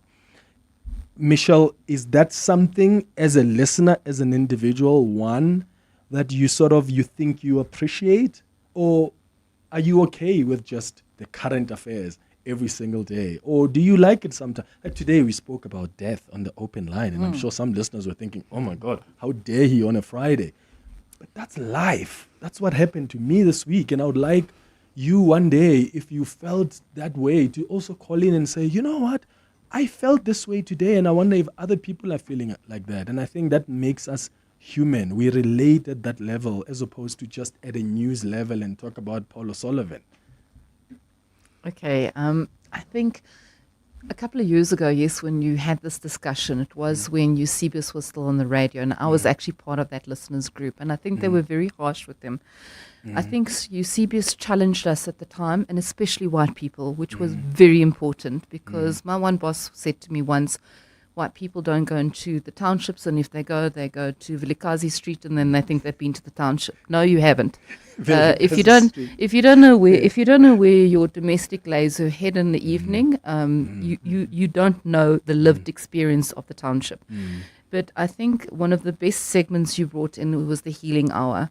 There's a lot of healing that needs to happen in this country, and something that I'm very passionate about is abuse that happens in families and the ritual covering up of this abuse, and it's endemic, and it's not just in one community or one racial group. It's across the board. Yes, and that actually it wounds society and the next generation. When you're wounded, for you to parent one day, it's very hard. So I think there's a lot of generational trauma. It's not just the apartheid and what happened then. There is so much generational trauma in South Africa with the different groups that we've got to do a lot of healing. And we've got to realize that we can learn from each other and we should not be afraid of each other. Yes. So for me, I would say to all the white community folks, please ask your pastor to engage with a pastor in a township. Go to the Grace Church. Go and swap, go and do, that way you can, because I think there's more of a fear in the white community still to go into with my former job, I would go Reiger Park. If we're in the Cape Flats, we'd go anywhere. So I'm not afraid. What do you think the fear comes from? What do they think they're going to be killed, or not knowing? Not knowing what to expect. And I think maybe it's also the idea that we will feel guilty because we will see it. And I think that's something we need to talk about, because you've got 60% of the population not working. Then further to that, you have got a lot of people that feel that if we take it, English is a spoken language. And now your kid gets told, or you think as a parent, no, my child should go to an English school. No, your child should go to school in their own vernacular. They need to become confident, because it's not just your language, it's your culture. It's who you are as a person. Yeah. It's your soul. And if you look at what Steve Biko said, the black person's soul was dehumanized, and that is why we are such a wounded society. Yeah. So there's a lot of healing. That's enough for me. And a lot of learning and unlearning. I agree with you, Michelle. Kolela, are you more interested in like the human life experiences, or do you just care about the news? No, actually a bit of both, because at times I feel that you hear so much news that you want a bit of life, something that you can relate to. And that's what I appreciate mostly, firstly, with the open line, because in as much as you would introduce topics, but we get to call and introduce something else if we don't want to engage on the current affairs. And also the healing hour, which is a very important feature. And I believe most of us have healed some of our traumas because of that. You get to share your experience, and also listening to other people who have gone through the same journey or are going through the same journey is something that is also commendable. And another thing that I really appreciate is the fact that the feature whereby someone would share the sharing space. Yeah. Because we get to hear, because mostly when I'm listening to your show, I'm at work. Yeah. And people would introduce topics about what they go through in their workplaces. You're like, oh, so this is something that we go through together. It's not just you. It's not just you. Yeah, so that is something relatable. Yeah. And we have what we call the CM dates on Fridays for 11 o'clock. Yeah. When I want my mom to switch off and she doesn't switch off. Why? No, it's awkward. Imagine you talking about sex and your mother is listening. No. And she's always listening. And I'm like, not at 11, please. How about you? So I think for me, 702 is structured perfectly in a way that, when you look at Ramaphosa's show, that's like where it's very easy, it's very light, it's not news. So in the morning shows for me is I want to know what did I miss last night, It's quick and fast. And it's quick and fast. And I think that's why I prefer that. I prefer that structure, because if you want a mellow, show, Ramaphosa is there to mellow you, and you can get into that. And in this country, Clement, you cannot not want to engage with the current news. I think that's the thing. You always have to be in tune with what is happening. You always have to try and bring the communities to speak immediately about their issues. If you want to have a mellow show, then we are missing out on what is current, and therefore that's why I think it's best to just have the mornings as they are for me. I would have loved to have a reading, like I've always said, a book club kind of a thing in the slot, maybe a Ramaphosa show where the kids are coming back from school, there's a book that's being read by a young person, they get to read more. Books are very expensive, but, we could try and figure out how we make sure that, books are being distributed. So I think that's why I don't really mind the shows. Yeah. And I like the fact that it's just crazy. It's like by the time I get to work, I'm very excited because there was something that sparked my reaction to what I'm going to talk about at work. So I push people. I'm like, did you hear this? Did you hear that? And then somebody comes with this. Then we all like kind of engage. And I mean, I work in a space where it's very flexible. I'm in a clinical research, so we can easily just every now and then throw in something. That's good. I always meet husbands who say, my wife always comes home and says, you know what Clement said? And they say, I hate that so much. So I get what you say there. Okay, let's get the latest in Eyewitness News headlines. When we come back, we're going to take your calls on 011-883-0702. WhatsApp's on 072-702-1702 as we continue our conversation with you, the 702 listeners. Sfiso, hi. Thanks, Clement. Good morning. Gauteng DA leader Solim Simanga and Cape Town Mayor Jordan Hill-Lewis have both accepted nominations for the party's national leadership race. Simanga made the announcement a short while ago at a press briefing in Pretoria, while Jordan Hill-Lewis made his in Cape Town. Current DA federal leader John Steenhuisen has indicated he will not seek re-election. The EFF has this morning laid a contempt charge against forensic investigator Paul O'Sullivan at the Cape Town police station. O'Sullivan yesterday walked out of the ad hoc committee meeting investigating police corruption, saying he had a flight to catch. Angered committee members now want him to be summoned to return to respond to outstanding questions from the evidence leaders. And the lawyers of Ekurhuleni Municipality's suspended head of human resources, Linda Xashega, are requesting a postponement of her testimony at the Madlanga Commission of Inquiry. Xashega was due to make her second appearance today to respond to some of the allegations leveled against her. But her legal representative, Emma Makula, says they filed an application for postponement because of the late disclosure of some documents from the Commission's evidence leaders. Those are the headlines. This EWN and more at 11 or as it happens. EWN Traffic. Well, travelling on the N12 West, we've got an accident reported right near Fortuga Road. It is causing delays coming out of the Earlands interchange. There's also queuing traffic on the N3 North towards the Bedford View area. This is due to roadworks right at the Geldenhuys interchange. While heading towards the city of Tshwane, do expect delays on the N1 North in the Midrand area approaching New Road. There's some delays there coming out of Allendale Road. There's also queuing traffic in Protea Glen, Soweto along the N12 West approaching the R558, and that's due to faulty traffic lights. More updates coming up at the top of the hour. Stay tuned. There's more EWN on air, online, and on the EWN app. Aubrey Masango. Weekday evenings, 8 to midnight. What do you make of the damning report by the Special Investigation Unit? It's something that we've all known, that the Home Affairs Department is corrupt. It's got a lot of corrupt officials. There's a branch in Umbilo and there's another one at Tenga. We know that it's definitely more than 4 officials that are creating problems there. Yeah. Money has ruined this country. We have worshipped money more than we worship the wellness and well-being and survival of this country. Jacinta Ngobese Zuma, leader of March and March. Aubrey Masango. 8 to midnight on 702. 702. MasterChef South Africa created quite a stir when it burst onto our screens this past weekend. In a surprise twist, not one, but 2 contestants were shown the kitchen door. This week, the tables are turned. The home cooks must put a spin on the judges' all-time favorite meals. The heat is on. The pressure reaches the boiling point. And again, someone will leave. MasterChef South Africa Season 6 continues this Sunday at 6 p.m. only on ETV. Back to side, back to business. Back to getting the job done the way you like it.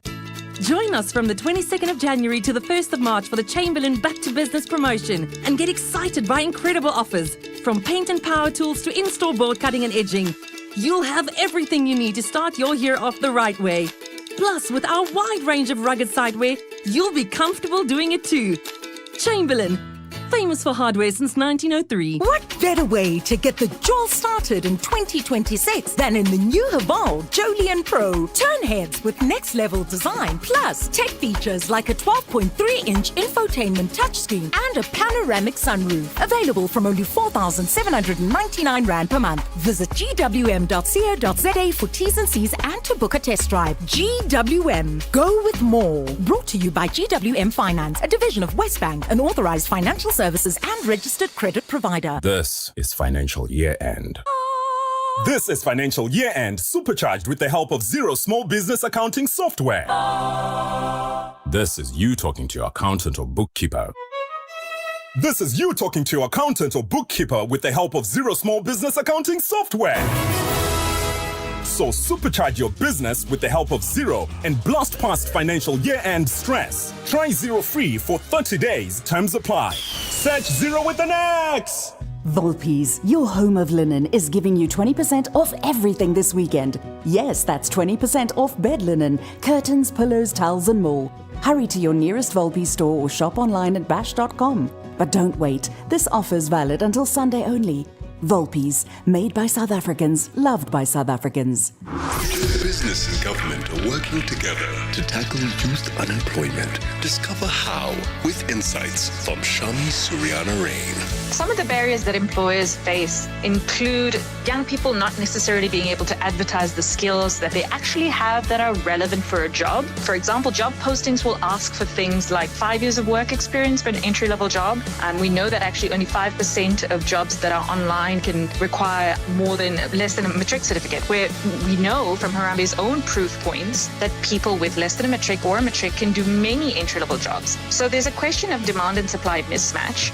SA Youth simplifies this with a number of inclusive assessments like our behavioral screener and other tools like the inclusive CV. And this, we've actually conducted tests to show that this puts more young people that are ready and fit for purpose in front of employers. These insights on building South Africa's workforce are brought to you by SA Youth on 702.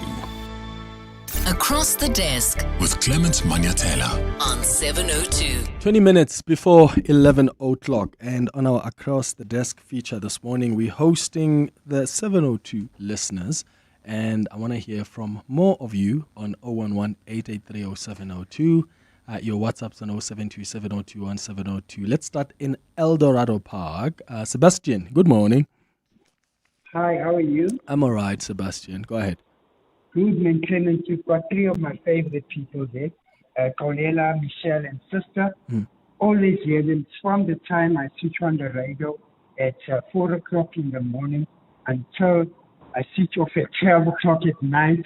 I'm always with them, and I catch them in between, and just want to say, 702 and your show has been so inspirational. It really and truly has made my day. And to those three guests that you have, just keep calling in, guys, and interaction, and more interaction.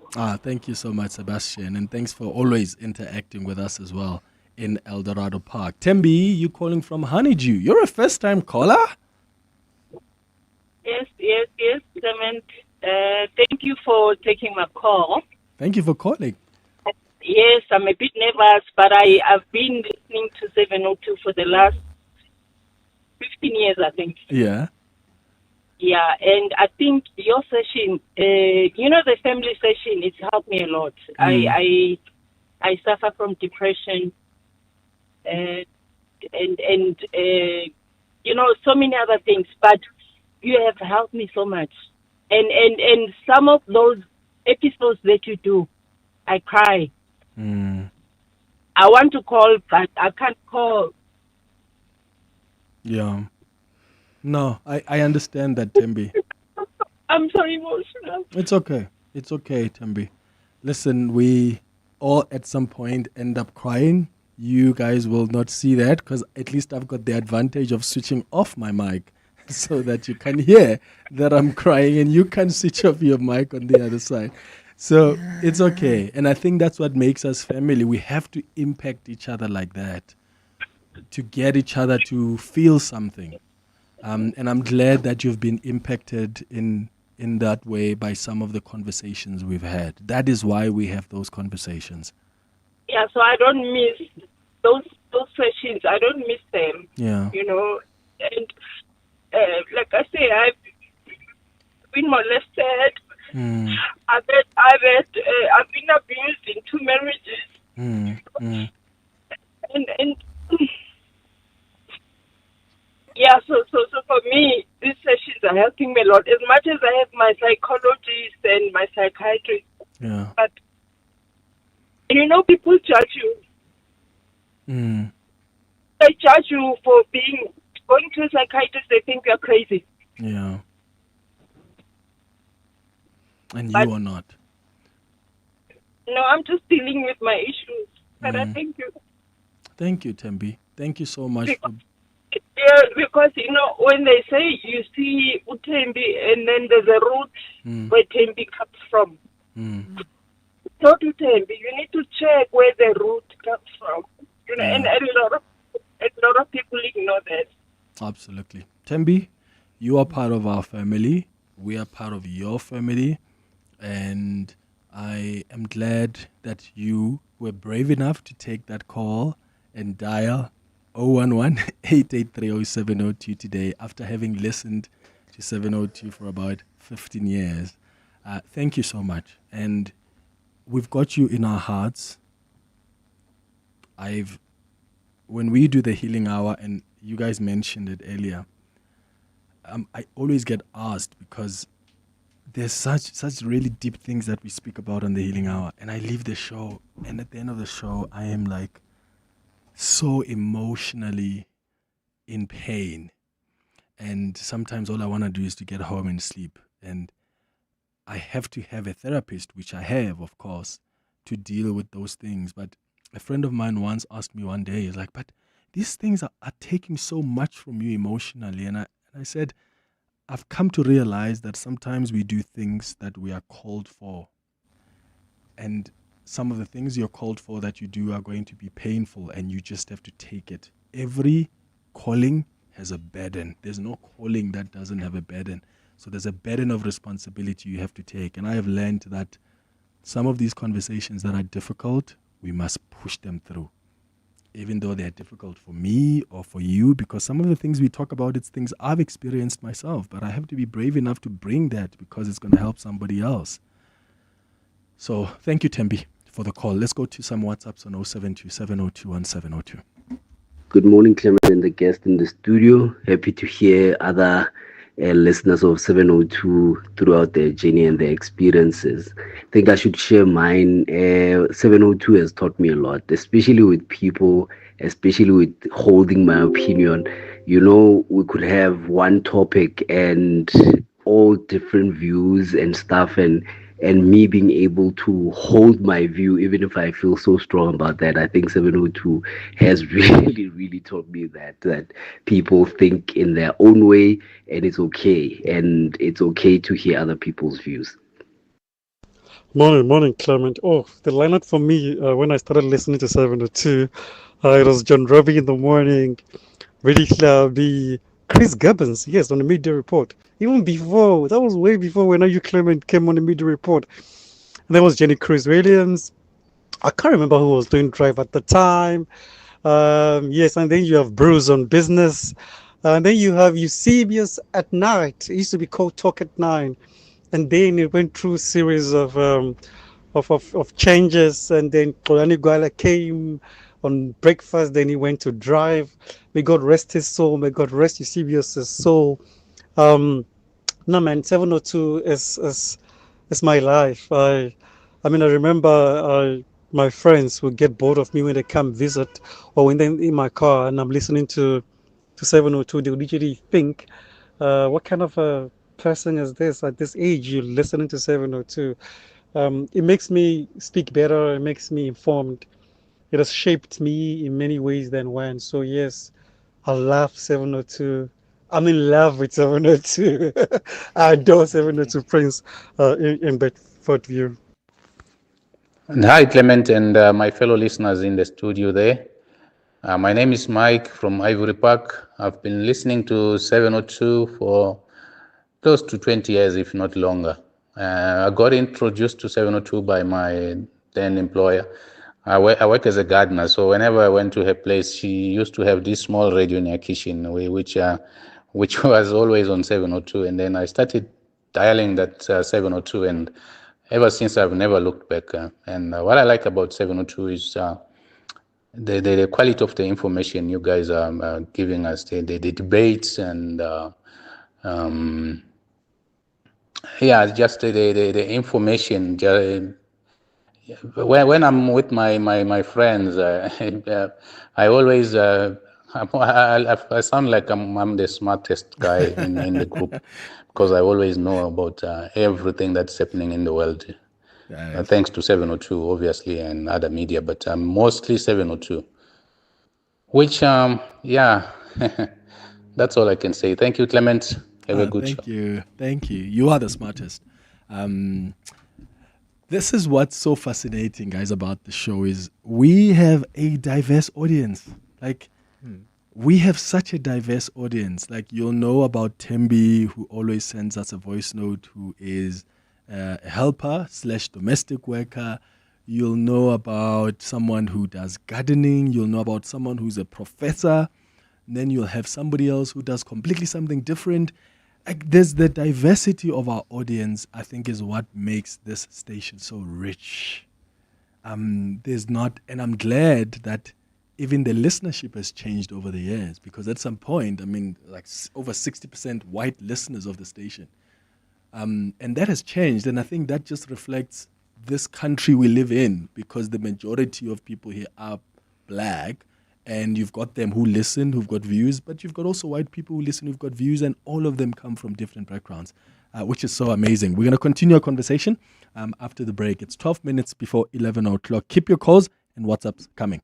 The Midday Report. Weekdays, 12 to 1. Do these results surprise you? The results do not surprise me. The results are consistent with what 2021 study. In that period, we have been closely studying different best practices in other countries. We've been looking at various evidence-based interventions, and different provinces have been piloting new foundation phase literacy project based on these evidence-based interventions. The Midday Report with Mandy Wiener. 12 to 1 on 702. 702. This is a message from Johannesburg Water. Water infrastructure vandalism has tragic and dangerous consequences. The theft of manhole covers can result in fatalities, especially among children. Each damaged pipe, illegal hookup, or vandalized pump jeopardizes access to clean water, disrupts service, and threatens public safety. So please report suspicious activity to the City of Johannesburg at 0800 002 587. Help combat water infrastructure vandalism. Your alertness can prevent disasters. Year in, year out, we're fixing tires faster than a Formula One pit crew. My team is on top of things like tire whisperers. If an unforeseen accident were to happen in my workshop, at least I've got My Way business insurance to keep the wheels turning. Visit myway.co.za or dial 0860 64 64 64 and get a quote today. My Way is a licensed non-life insurer and FSP. T's, C's and standard rates apply. My Way. Live your way. In 2021, South African Airways' new journey started. And the journey has brought us here. Over 15 aircraft added to our fleet, thousands of new flights scheduled every year, and 19 routes on our map to connect you to more of the world. We're proud of how far we've come, but we're not finished yet. We're still raising our standards in the air and on the ground. South African Airways. Book your next flight at flysaa.com today. If you're looking for that new year, new car moment, then look no further than the Haval H6. With the super spacious interior and family-friendly features like auto-lift tailgate and intuitive voice command, the Haval H6 is available from only $6,499 per month. Visit gwm.co.za for T's and C's and to book a test drive. GWM, go with more. Brought to you by GWM Finance, a division of West Bank, an authorized financial services and registered credit provider. The JBX talks at this year's Joburg Film Festival offer something truly valuable for anyone interested in the business of storytelling. Join industry leaders, creators, innovators, and storytellers as they unpack the future of film, streaming, technology, and content creation. Expect insightful panel discussions, practical masterclasses, conversations about where the creative industry is heading, both locally and globally. Whether you're a professional, a student, or simply passionate about film, the JBX Talks provide real knowledge and real networking opportunities. Be part of the dialogue at the Joburg Film Festival. Secure your seat today by visiting joburgfilmfestival.co.za. John Perlman. Weekday afternoons, 3 to 6. One of the concerns, though, would be if we get a gold and platinum boom as we're having now, SARS revenues will go up. Are there numbers, though, that tell you that SARS is working more efficiently around the areas of compliance that you highlighted? There's no substitute like growth. Yes. Even if they're more efficient and all of a sudden our growth falls off the ground, we're going to be hurt. So they can only do so much. But to be fair to the Revenue Service, if you look back in the Manyathela days, you really seen a major turnaround effort on the part of SARS. John Perlman. 3 to 6 on 702. 702 Afternoon Drive with John Perlman is proudly brought to you by Telkom Business. Possible begins here. Across the desk with Clement Manyathela on 702. 7 minutes before 11 o'clock. We're just about to wrap up our conversation with 702 listeners. We've got Michelle, Kolela, and Sister in studio with us. Does it feel different to engage now in studio than over the line or on voice note? Most definitely, yes, it does feel different. How different? Is it better this way? Because I've hosted shows that are live, like town halls and stuff. And I've always said I actually wish if only like we were like America, like I would do my shows with a live audience. Because I prefer that. Because I can read your emotion. I can anticipate what you're about to say. So when I'm debating you, when I'm talking, saying something, I can anticipate what Michelle is about to say. I'm good with reading faces. I'm sure you are. I think nothing stops from 702 from doing that. We should explore that, ne? And a request that I do have, and I've made it on every single visit that I've been here, is can we please bring back the Mother's Day's concert? We'll even help 702 to arrange it. The Mother's Day concert. Yes, at the zoo. We should. At the zoo, at Zoo Lake. At we Zoo must Lake. We must tell Laura about that. What would you want to see change or introduced? Or whether on the shows or on the station, like as just a listener, if 702 said, we want to ask you, give us one thing you want us to change or to introduce, what would it be? Just don't say take Clement away. No, definitely not that. But actually, our book club, similar to what Sister had actually said. Spoken about, Yes. If we Didn't can, UCBS do something like that? Yeah. There was a book club feature, right? And ready, I think. Yeah. If we can have that back, it would be nice because then we get to know about more books and then get to discuss them amongst the listeners. So that is the one feature that I would love to have it back. Book club. Okay. For you, Sister? So Mother's Day concert, book club, and for you, Sister? I think what you just said, Clement, Yeah. going live audience. Yeah. I think it's better to engage with people from face to face Yeah. than when we're calling on radio. And also, I think as South Africans, we're comfortable writing and calling. Yeah. And we can say whatever we want, right? But when we're face to face, we don't want to be honest with each other. And I think we have to learn to sit with those uncomfortable feelings. But we can only express those uncomfortable feelings when we can sit face to face and tell each other why we think this is wrong, this is happening to white people, this is happening to black people, apartheid is democratized, we can talk about those things. I think face to face for me, every now and then, because it's very costly, I know to go out and host an audience is very costly, however, would be best to have Okay, I'm taking this to the bosses. So Mother's Day event, book club of sorts. It's actually been suggested that listeners who've asked us to do that a couple of times, and of course the live audience as well. So those are the 30 things, and I'm gonna give you guys feedback on that. Khomotso, let's start with Herman, who's in Randburg. Herman, hi. Hi, Manyathela. How are you? I'm okay. How are you? Good. Manyathela, I've been listening to 702 the past 15 years or so. I work at an institution of higher learning under the Faculty of Engineering. And I love the quality of information and current affairs that you guys are covering. But one of my favorite shows, it's Bongani Bingwa's Corporate That Cares. Corporate That Cares, yes. I work for an institution under the Faculty of Engineering, and my responsibility is to secure funds for running programs in engineering and for IR awareness. And I normally listen to that slot and get to approach corporates that would be interested in the kind of stuff we're doing. That's amazing. But that's the formal part. Interesting on the with kids, when John Ropi left the show, my daughter was about 7.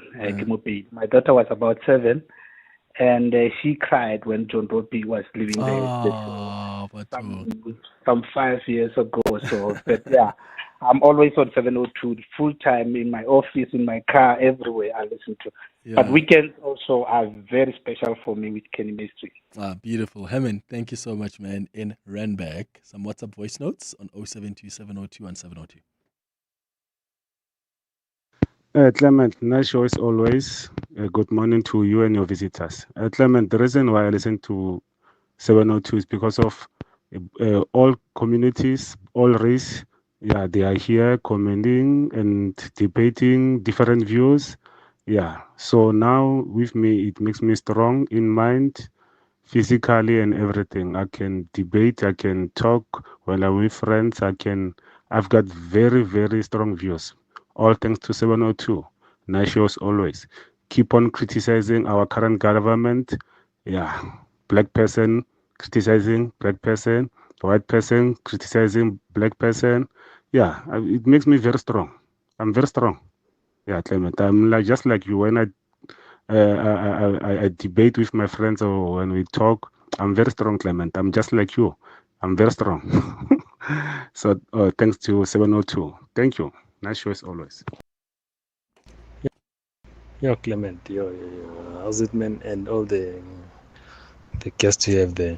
Yo, 702 is my life. I don't know. I'm a DJ. I love music, but 702, I can't a day without listening 702. Because I started listening 702 when was really clubby, John Robbie, later, what do you call it, Kolani Kwala, Eusebius. Even if I'm at home in Zim, like listening 702, so 702 is the best for me. I thank you, because I know what is happening in the world. I know. Oh, thank you so much. Michelle Olela, sister, thank you for for accepting our invitation to come to studio. And I think you guys are a representation of the thousands and millions of people who listen to us. So we really appreciate you. You are what makes the station what it is. So thanks for popping in. And I'll see some of you soon when we host listeners again. Thank you so much for coming through. Thank you for having us. Thank you very much. It's 11 o'clock. Pedal Power Association proudly supports the Cape Town Cycle Tour, and it's more than just a ride, as every entry helps change a life. Proceeds from the race are donated to communities in need, opening doors to education, work and independence. And for every 20 cyclists who enter from Jozi, one bicycle is donated to a community in need. So when you pedal, you're not just riding for yourself, you're helping communities move forward. Go to CapetownCycletour.com, proudly supported by Prime Media Cares. Celsi Business has dropped something unusual in Sandton, a stack of giant filing cabinets on the corner of Rivonia and West Street. They represent all the outdated systems that hold SMEs back. So if you're a business owner, go snap a selfie with the filling cabinets, posted with hashtag nothing should stop your business, hashtag Celsi Business, hashtag SME Ali, and tag Celsi. You could win 10,000 Rand plus Microsoft 365 for your business. Because as Celsi says, nothing should stop your business. T's and C's apply. Different sounds, different worlds. Different artistic expressions, music, art, and fashion collide. Are you coming? Let's go to the place where the beat drops, the fashion pops, and the art rocks. We're talking Focalistic, Dali Wonga, Mafigi Zolo, Kurt Darren, Matera Doughboy, Zoe Mujija, Claire Johnston from Mango Groove, the Tswani Gospel Choir, and more. Mahindra Fusion Fest, Saturday 7th March, Sunbet Arena. Tickets on Ticketmaster now. See you there. Celebrate the month of love with great sleep at a great price from Dial-A-Bed. Trust the sleep experts and save thousands, because right now you'll get 20% off all 40 Winks mattresses and bed sets. Shop in-store or online today for your less 20%. Plus, get fast delivery on our best sellers. Dial-A-Bed. Sleep for life. This is EWN. Good morning, I'm Sfiso Zulu. Gauteng DA leader Solim Simanga and Cape Town Mayor Jordan Hill-Lewis have both accepted nominations for the party's national leadership race. Current DA federal leader John Steenhuisen has indicated he will not seek re-election. Simanga made the announcement at a briefing in Pretoria today. Alfara Mushwana is there. At the DA's National Federal Congress in 2018, Solim Simanga contested the position of federal chairperson but lost to Athol Trollip. Trollip has since left the DA and now serves as an Action SA Member of Parliament. At the party's next Federal Congress in 2022, the position was taken over uncontested by Ivan Meyer, while Msimanga remained the DA's Gauteng leader. With the party's next National Congress scheduled for April, Msimanga says the time has come for him to ascend to national office. I greet you all, being very humbled by the trust that you are bestowing in me, humbled by the nomination that you are giving me. I accept this nomination as the candidate for federal chairperson of the Democratic Alliance, not for the title, not for prestige, but for purpose. Msimanga was the mayor of Tshwane between 2016 and 2019, after which he became the party's provincial leader. Alpha Ramshwana, Eyewitness News, Pretoria. Meanwhile, Jordan Hill-Lewis made his announcement a short while ago in Cape Town. The EFF has this morning laid a contempt charge against forensic investigator Paul O'Sullivan at the Cape Town police station. O'Sullivan yesterday walked out of the ad hoc committee meeting investigating police corruption, saying he had a flight to catch. Angered committee members now want him to be summoned to return to respond to outstanding questions from the evidence leaders. Advocate Tembeka Ncukaitobi suggests that Parliament should each issue a subpoena against O'Sullivan. It's absolutely essential that there are sanctions and there are consequences to people that show contempt to Parliament. Firstly, they have a simple solution, which is to just issue a subpoena. He has to come back if a subpoena is issued. The Madlanga Commission has rejected a postponement application by the lawyers of Ekurhuleni Municipality's suspended head of human resources, Linda Xasheka. Xasheka's lawyers wanted her testimony to be rolled over to next Monday, saying they needed more time to brief her on the new documents received from the Commission's evidence leaders this morning. Evidence leader Matthew Chaskelson opposed the application, saying the new documents were a total of 16 pages and did not require an entire day of consultation. Chairperson Buiseli Madlanga agreed with the evidence leader. I propose that we start. Then what we will rather do, let us see during the tea break what we should do, whether we should extend the tea break or we'll decide. Thank you. Let us start now. Thank you for Is that in order? It's fine. Thank you very much. And China has called for a ceasefire between Afghanistan and Pakistan, adding it is talking to both sides to try and end violent clashes that had left Beijing deeply concerned. Pakistan is one of China's closest partners in the region, but Beijing also calls itself a friendly neighbor of Afghanistan. Foreign Ministry spokesperson Mao Ning says China is deeply concerned about the escalation of the conflict after Pakistan bombed major cities in Afghanistan, including the capital Kabul this morning. Gold is trading at $5,191.17 an ounce. The rand is at 15.90 to the dollar, 21.42 to the pound, 18.77 to the euro. Brent crude oil is at $71.11 a barrel. And in the traffic in Cleveland, we've got an accident reported on the M2 East. It's right near the Geldenhuys interchange. It's causing delays. Please be on the lookout there. While traveling on the N3 North, delays. This is just as you approach the Geldenhuys interchange, and that's due to the roadworks that are taking place there. A partly cloudy Friday in store for Gauteng with scattered showers and thunder showers expected. The temperatures will peak at highs between 27 and 28 degrees. The top story in EWN this hour, Gauteng DA leader Solim Simanga and Cape Town Mayor Jordan Hill-Lewis have both accepted nominations for the party's national leadership race. EWN, in touch, in tune and independent. For the latest, visit ewn.co.za or download the EWN app.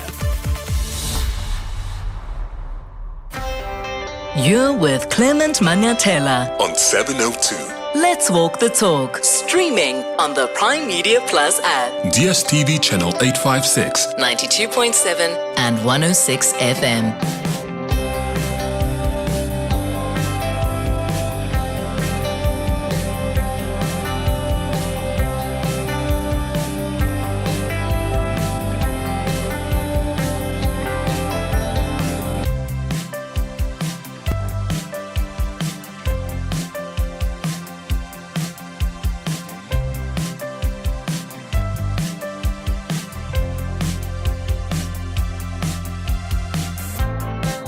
8 minutes after 11 o'clock. Dumelang, welcome to the third and final hour of the Clement Manyathela Show. Thank you for staying with us here on 702. Time for our relationship and sex feature. Relationship issues Relationship talk. on 702. On our relationship and sex feature this morning, and just a reminder that this is adult radio, so no kids allowed for this hour, we are discussing how to navigate a sexless relationship. It's normal for physical intimacy to go down in a relationship or in a marriage, and that can be due to a number of things. Maybe there's one partner who is stressed. Maybe there's a partner who feels the pressure of the kids that are now around in the household. Or maybe the kids have arrived and they've changed the dynamics. So it could be health issues, relationship problems. There's medication as well that has got side effects that can affect your libido. But when does a dry spell turn into then a sexless relationship? And what do you do if you are craving more physical intimacy than your partner? Because problems can occur when there's an imbalance of sex drives, because that ends up creating feelings of unhappiness. Maybe for you, it's feelings of rejection. Maybe you feel emotional distance. But I would like to hear from you what that conjures in you. So when there is no sex in your relationship or in your marriage, for whatever reason, do you often feel like it's rejection? And how have you navigated it with your partner? If you are in a sexless marriage or relationship right now, what are the reasons for that? And how are you navigating that? I'd like you to share your experience with us on 011-883-0702. The WhatsApp line is 072-702-1702. Do you want to improve your physical connection with your partner? Or do you feel like you've reached a stage with your partner or your spouse where sex is the last thing you're thinking about because there are simply more priorities? Perhaps it's the argument you put forward that you and your partner have to deal with, and sex is just simply the last thing on your minds. Is that somehow creating new dynamics in as far as your connection is concerned? Share your thoughts with us and your experiences by calling us or sending us a WhatsApp voice note. Nikki Breivik is a sex coach who is joining us from our Cape Talk studio, who's going to guide us through this conversation. Thank you so much for making time for us, Nikki. Great to see you. Thank you, Clement. Thank you so much for having me. Yeah. So let me start first by understanding how much of a normal thing, quote unquote, this is.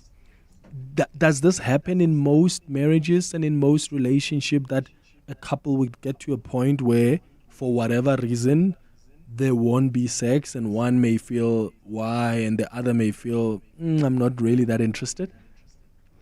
So I think we've got to decide, what are we saying, what are we calling no sex at all? So, the numbers are a sexless marriage is less than 10 times a year. Having sex less than 10 times a year. So I bet a lot of the listeners are, oh my God, is that me? Okay, so if you're having sex for less than 10 times a year, then we can define that for the purposes of this conversation as a sexless marriage or relationship. Correct. So that's the research. But I am not so interested in the research. Yeah. I am interested in the feeling, the erotic thread that runs between you. So has that faded? And I think that is the question, because then you are not having the sex that you should be having. And I think that's when I like to call it a sexless marriage. And I think that's something I know. I think a lot of us a lot of people will be listening to this and thinking, I understand that. So I'm having less in my relationship than I'm having less excitement, less desire, less aliveness, all those things that we maybe had at the beginning of the relationship. And that's where we need to work at it. So it doesn't matter about the number of times you're having sex. It's the quality of the sex that you are having. Yeah. And if we can focus on that and that erotic thread between us, then we can make a difference. Because, I mean, you could have amazing sex between June and, let's say, July, or during the winter period, right? And then when summer hits, there's no sex for about 3 or 4 months. But, I mean, you've had sex almost every second day in the last 2 months, and it was quite fulfilling for you guys. But for some people, they would then think, a month has passed. Is there something wrong? But I suppose my question is more around, is it natural for the excitement to wane? Because I think as human beings, when we get into relationships or in marriages, we get so excited and we're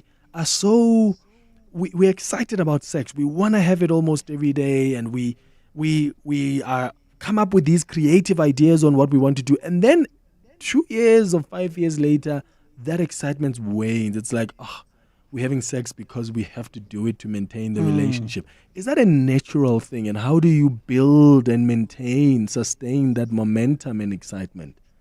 I love those words you are using because you've hit the nail on the head. It requires building. So yes, it is absolutely natural for erotic energy to fade, because bear in mind that when you meet someone, you have those neurochemicals coursing through your body. You have novelty that you don't know this person. You make an effort to get to know the person. You prepare when you're going to see them for all that excitement, and we can talk about desire and how that feeds into desire. But then what happens is you get to know each other, and that is safety. And we must, safety is a great thing, but it can become habituation, and habituation can be dull and boring. So it's kind of a balance. I love to say, love is a place that you get to. We fall in love. And once we arrive in that place, we're kind of there. And desire is more like a landscape that we need to navigate in order to be able to keep it fresh and exciting and there in our lives at all times. So if you want to keep wandering that landscape with your partner, you need to work at it. Great sex requires intention. It is not accidental. So everyone, unless you have got a, perhaps trauma or there's a medical reason, everybody can actually have a great sex life. It just requires work. And that's what people don't like to hear. But it is intentional, and we can move from dull and boring and repetitive sex that a lot of us are having to having that exciting, amazing sex, because real sex requires emotion, real amazing kind of out of the world sex requires emotional connection. And who better to have that with than your partner? So in other words, then, when you have been with your partner and it's been 10 years or 20 years and you feel like that erotic energy has faded, just know that it's natural. So it's not that your attraction towards your partner is gone. That's a natural way of things. You just need to find ways to stay connected to each other. Correct. And to generate that erotic fuel together. And that is where I come in, and that's my passion, and that's where I want people to be talking about it. Because if we don't talk about it, we feel shamed. We think, oh my God, there's something wrong with me. Why do I never want to have sex? Why does my partner want to have sex and I don't? But if we can actually realize this is a common thing, this is a normal way of relationships, it's the ups and downs. And we're not taught this. We're not taught it at school. We're not taught it. We feel shamed. And we need to start talking about it, that this is normal. It doesn't mean that we don't love each other. Yeah. So the difficult question then, Nikki, is how do we do that? How do we keep the connection going? How do we build that erotic energy even after 5 years, or when we start feeling that it's fading? What are the things that we can do as couples to sort of build on the momentum and keep that sexual energy alive? Okay, so there are lots of things that can be done. The first thing is a little bit of education that I want to tell people, and I think this is the one thing that can really transform your sex life, is understanding that there is a difference in desire styles. So there is spontaneous desire. I'm sure you've heard of this before, Clement. There's spontaneous desire. That is that desire that we kind of see in movies, that it's like a lightning bolt to the groin. So I like to say it's like an aeroplane. I mean, it's like a helicopter. It takes off immediately. You don't need a runway. You know, the engines are going, boom, you achieve lift off. And then you have responsive desire. So responsive desire requires more to get you going. You almost need to be aroused already. It requires context. So that is more like an aeroplane. So that aeroplane, in order to achieve takeoff, it needs a runway. It needs to kind of warm up the engines. Perhaps it needs to, give the in-flight menu, know where you're going. And only then can you achieve liftoff. So I think the thing is, both styles are absolutely normal. Both styles are but often those styles are found in the same couple. So one couple is responsive and one couple is spontaneous. One is a helicopter and one is an aeroplane. And when those two are in the same relationship, it can cause a lot of friction, because the spontaneous desire person thinks, why does my partner never initiate? Why does my partner never want me? And the responsive desired person thinks, oh my God, I just don't think about it because I need more to warm me up. I need a longer arousal runway. So if you can understand this, and if your listeners are listening to this, think about, am I a helicopter or am I an aeroplane? And that can explain a lot.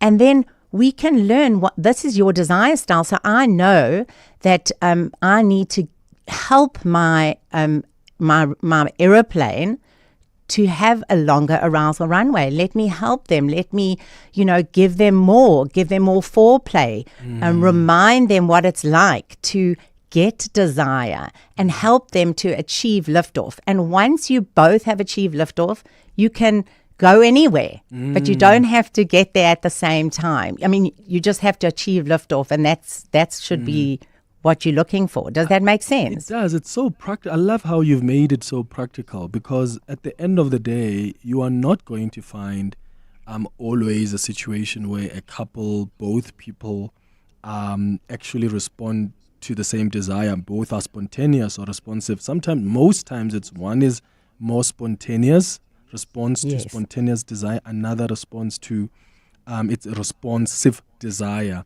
And we need to learn each other. There are often women who call in during these conversations on this show and they say, yeah, my partner sometimes doesn't arouse me. Like all he wants is when I get home, it's just like throw your clothes down, and they just want to get on top of you, and then penetration starts. And women often say, you have not even sent me a message at work to tell me how you miss me. The last time you told me I'm sexy was like 2 years ago. It's like, I want to be, and especially women are the ones who always say this. They're like, I want to be aroused. I want you to tell me that you desire me, because that is actually what starts that runway, right? So the aeroplane now is starting. The engine is going on. So by the time I'm home, I'm on the tarmac. I'm ready to lift off. Exactly.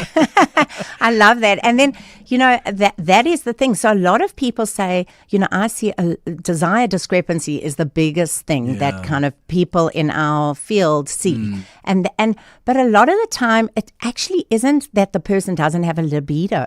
It's just that they don't know how to get themselves aroused, and their partner isn't making an effort. So remember, when they first met, you kind of know you're going out tonight, you get ready for it, you're excited about it, you go out for dinner, you know where this is going to end. That is all warming the person up. That is all, warming those engines up, getting things going. But when we are in that relationship, we forget to do that for our partner. And and remember, we need to look further than just actual sexual cues. So, men who do more housework have more sex. I mean, that is the research. Why is that? Because let's not lie, when you come home from a very busy day, you've now been working all day, you've had to look after the kids, you've had to organize their lunch boxes for tomorrow. The last thing you want to do is have sex. Now your partner says, darling, go have a bath. I'm going to do the dishes and I'm going to put the kids down. Then she can get into her body. She can start feeling like that sexual person that she was. And she can think, okay, hold on. And that's why date night can be such an effective tool for couples, because it starts that desire going long before you get into the bedroom. Thursday night is date night. So Wednesday, what are we going to do? We're going to connect. Okay, let's start thinking about it. Let's get the toys charged. What am I going to wear? Let me get some underwear.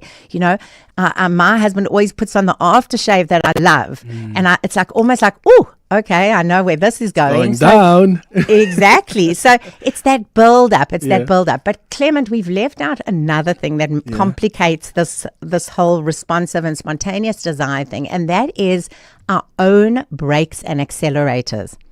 So what happens is, just like, in order to take off, think of your desire as a car, and it's got brakes and accelerators. So the accelerators are the things that get us in the mood and hot. So, it's feeling good about ourselves, not being tired, feeling relaxed, feeling connected to our partner, laughter, joy, all those things, maybe a holiday. Those things are all accelerators.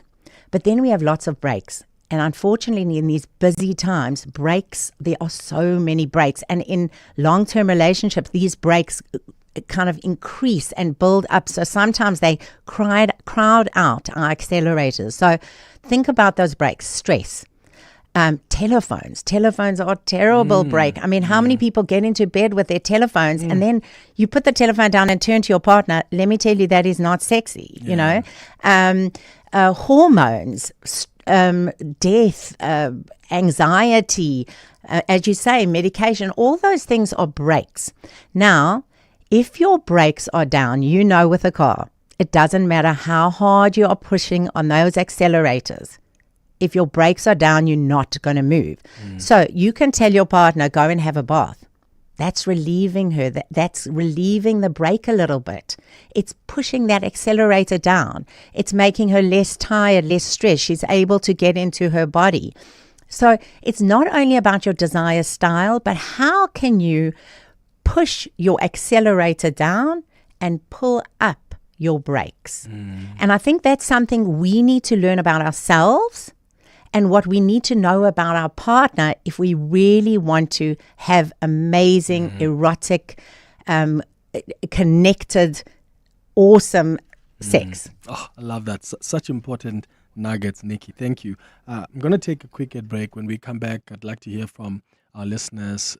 There's some that are calling us, sending us some WhatsApp voice notes and texts, sharing their experiences with us. Are you in that sexless or, as Nikki said, sexless relationship? How are you navigating that? It's 26 after 11. Aren't you tired of hearing how tough every bucky is? Tough this, tougher that, and being tougherer. But what about a bucky that's actually evolved? Confidence when you need it. Modern comfort because you deserve it. And next-gen tech that's, well, just smarter. Introducing the Changan Hunter range from only 5,299 Rand per month. Test drive SA's Better Balanced Bucky today. T's and C's apply. Changan. Driven to evolve.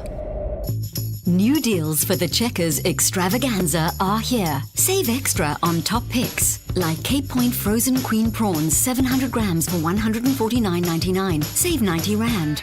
Parmalat Everfresh Long Life Milk, a 1 litre 6-pack, any two for 189 Rand. Save 51 Rand. And Twin Saver 2-ply toilet rolls, 24 per pack for $159.99. Valid until 1 March, only at Checkers, Checkers Hyper, or shop on 6060. Have you heard? This Friday 27 and Saturday 28 February, something big is happening at Dis-Chem. Now for 2 days, Better Rewards card holders get 25% off fragrances. Yes, your favorite brands. For him, for her, for you. But don't tell everyone. Or do. Just don't miss out. Shop in store or online on 27 and 28 February at Dis-Chem. Better health starts here. To walk the talk is to turn words into meaningful actions. And it's what we at 702 are committed to doing every day. We are also committed to following the rules set out by the Broadcasting Complaints Commission's Code of Conduct. To give you balanced programming, fair comments, and accurate news. But if we stumble along the way and you feel we are not living up to the code, let us know on comment@702.co.za. And if after that you're still not happy, you can direct your complaint in writing to the Broadcasting Complaints Commission. Email bccsa@nabsa.co.za. For more, visit bccsa.co.za. Relationship issues? Relationship Talk On 702. 28 after 11 o'clock. Let's go straight to your calls and WhatsApps. Makosonke, you're calling us from Jabulani. Good morning. Good morning to your guest as well, Clement. Sure. This does hit home. I didn't realize that I'm in a sexless marriage till I hear when your guest is unpacking what is the meaning of sexless marriage. And what I'm realizing is that I'm actually the one that was responsible for being in that position. In a sense that, I've done research and found out, and I'm like I was commenting last time on your show that for the time I've been married, I haven't been taking care of my wife's needs, and then I haven't even understand the things that she likes, and I haven't been consistent in doing things that pleases her, So basically, I'm realizing that that's what affects. But now I'm glad that I'm actually in a process where now I'm, like your guest says, I'm washing the dishes, I'm taking the kids to our daughter to crèche and assist, and whenever my wife needs help and assistance and stuff, and I prepare and make sure that whenever she comes back from work, the house is neat and clean and tidy, because when they leave in the morning, it's untidy and stuff like that. So I'm basically and I'm touchy now. I'll kiss on the forehead. I'll give her a hug, like a 10-second hug. Even though I don't do it consistently, but I'm more touchy. I'm not touchy based on the fact that I want to engage sexually, but I am touchy because she's special to me. I'm creating that environment where she knows that this man doesn't just want to penetrate me, but he actually feels he is actually connected to me and stuff like that. So yeah, I fully agree with a lot of what you said. How long have you guys been married for, Makosonke? We got married in 2018. I think it's 7 years now, and it was amazing when we started, Clement. How long would you say it's been since you guys had sex? 10 years. I think it lasted for less than a year, and then after that, it dropped. Basically, remember, I married towards the COVID time and stuff like that. Also, I think that also contributed. But basically, I'm happy that I'm working on it right now, and that's good. And I'm consistent. Yeah, thank you. And you're picking up where you need to improve, Makosonke. Thank you for calling us from Jabulani in Soweto. I'll get Nikki to respond to you after the latest in Eyewitness News headlines. It's 11:31. Mikey, good morning. Thanks, Clement. Good morning. Gauteng DA leader Solim Simanga and Cape Town Mayor Jordan Hill-Lewis have both accepted nominations for the party's national leadership race. Current DA federal leader John Steenhuisen has indicated he will not seek re-election. Simanga made the announcement at a media briefing in Pretoria today, while Jordan Hill-Lewis made his in Cape Town this morning. The Madlanga Commission has rejected a postponement application by the lawyers of Ekurhuleni Municipality's suspended head of human resources, Linda Xasheka, Xhaka. Xhaka's lawyers wanted her testimony to be rolled over to next Monday, saying they needed more time to brief her on the new documents received from the Commission's evidence leaders this morning. However, evidence leader Matthew Chaskelson opposed the application, saying the new documents were a total 16 pages and did not require an entire day of consultation. And with a probe into the cause of a fire at the Cape Town International Airport earlier this week underway, officials say all systems are back online, including fully automated check-in services and customs systems. Airport authorities say baggage handling is currently being conducted manually. However, this is not affecting passengers checking in on time. The blaze broke out in the airport's international inner lane on Tuesday, forcing several international arrivals to be diverted. Those are the headlines. This Eyewitness News and more at midday or as it happens. EWN Traffic. This EWN Traffic is brought to you by cars.co.za. Let's find what moves you. Amo. Well, Clement, we've got delays on the M2 East approaching the Geldenhuys interchange, and that's due to roadworks as well as an earlier accident along this route. Please be on the lookout there. There's also queuing traffic on the N12 West between Edenville Road and the Gilulis interchange while heading towards the Joburg CBD. Do expect heavy traffic volumes along the M2 West between Heidelberg Road and the Crown interchange. There's also queuing traffic on the N1 North. This is in the Midrand area. In fact, an accident reported there. It's right near Olifantsfontein Road, causing delays coming out of Allendale Road. There's also another one that's been reported on the N1 South, right near Olifants Turnoff, causing delays from Samrand Avenue. Do expect heavier traffic volumes as well on the R21 North in the Tembisa area towards Olifantsfontein Road as a result of roadworks that are taking place along this route. And please be patient if you already find yourself in this backlog. More updates coming up at the top of the hour. Otherwise, that's your last update from me, Amo Ramela. There's more EWN on air, online, and on the EWN app. It's Carl de Koza here in another Carl de Koza production starring Carl de Koza and Cars.Koza. In this country, we don't just drive cars, we love cars. If you got 4 wheels and it says great, so slide into our DMs on WhatsApp and let's find what moves you. Cars.Koza.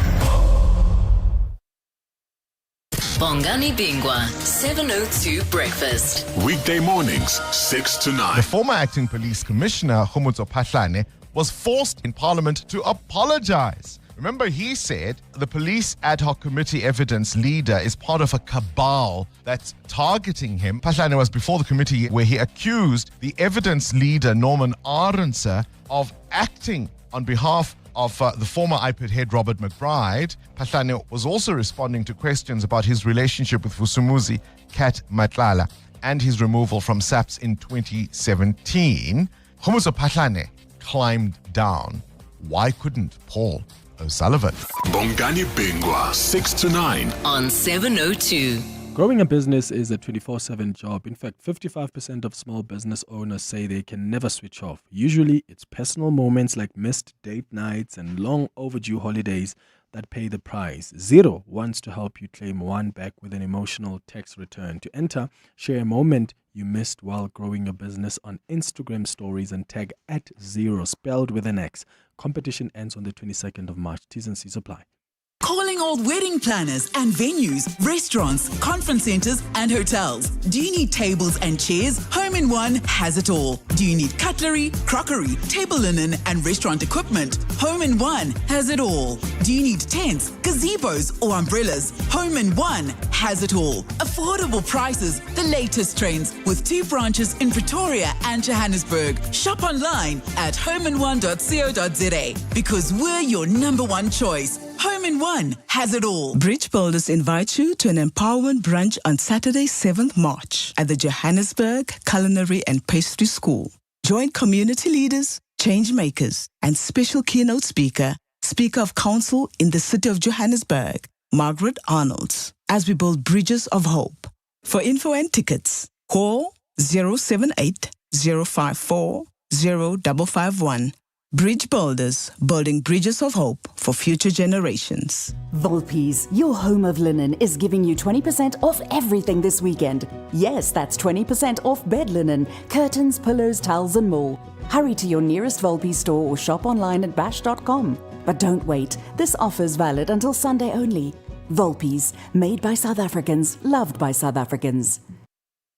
The JBX Talks at this year's Joburg Film Festival offers something truly valuable for anyone interested in the business of storytelling.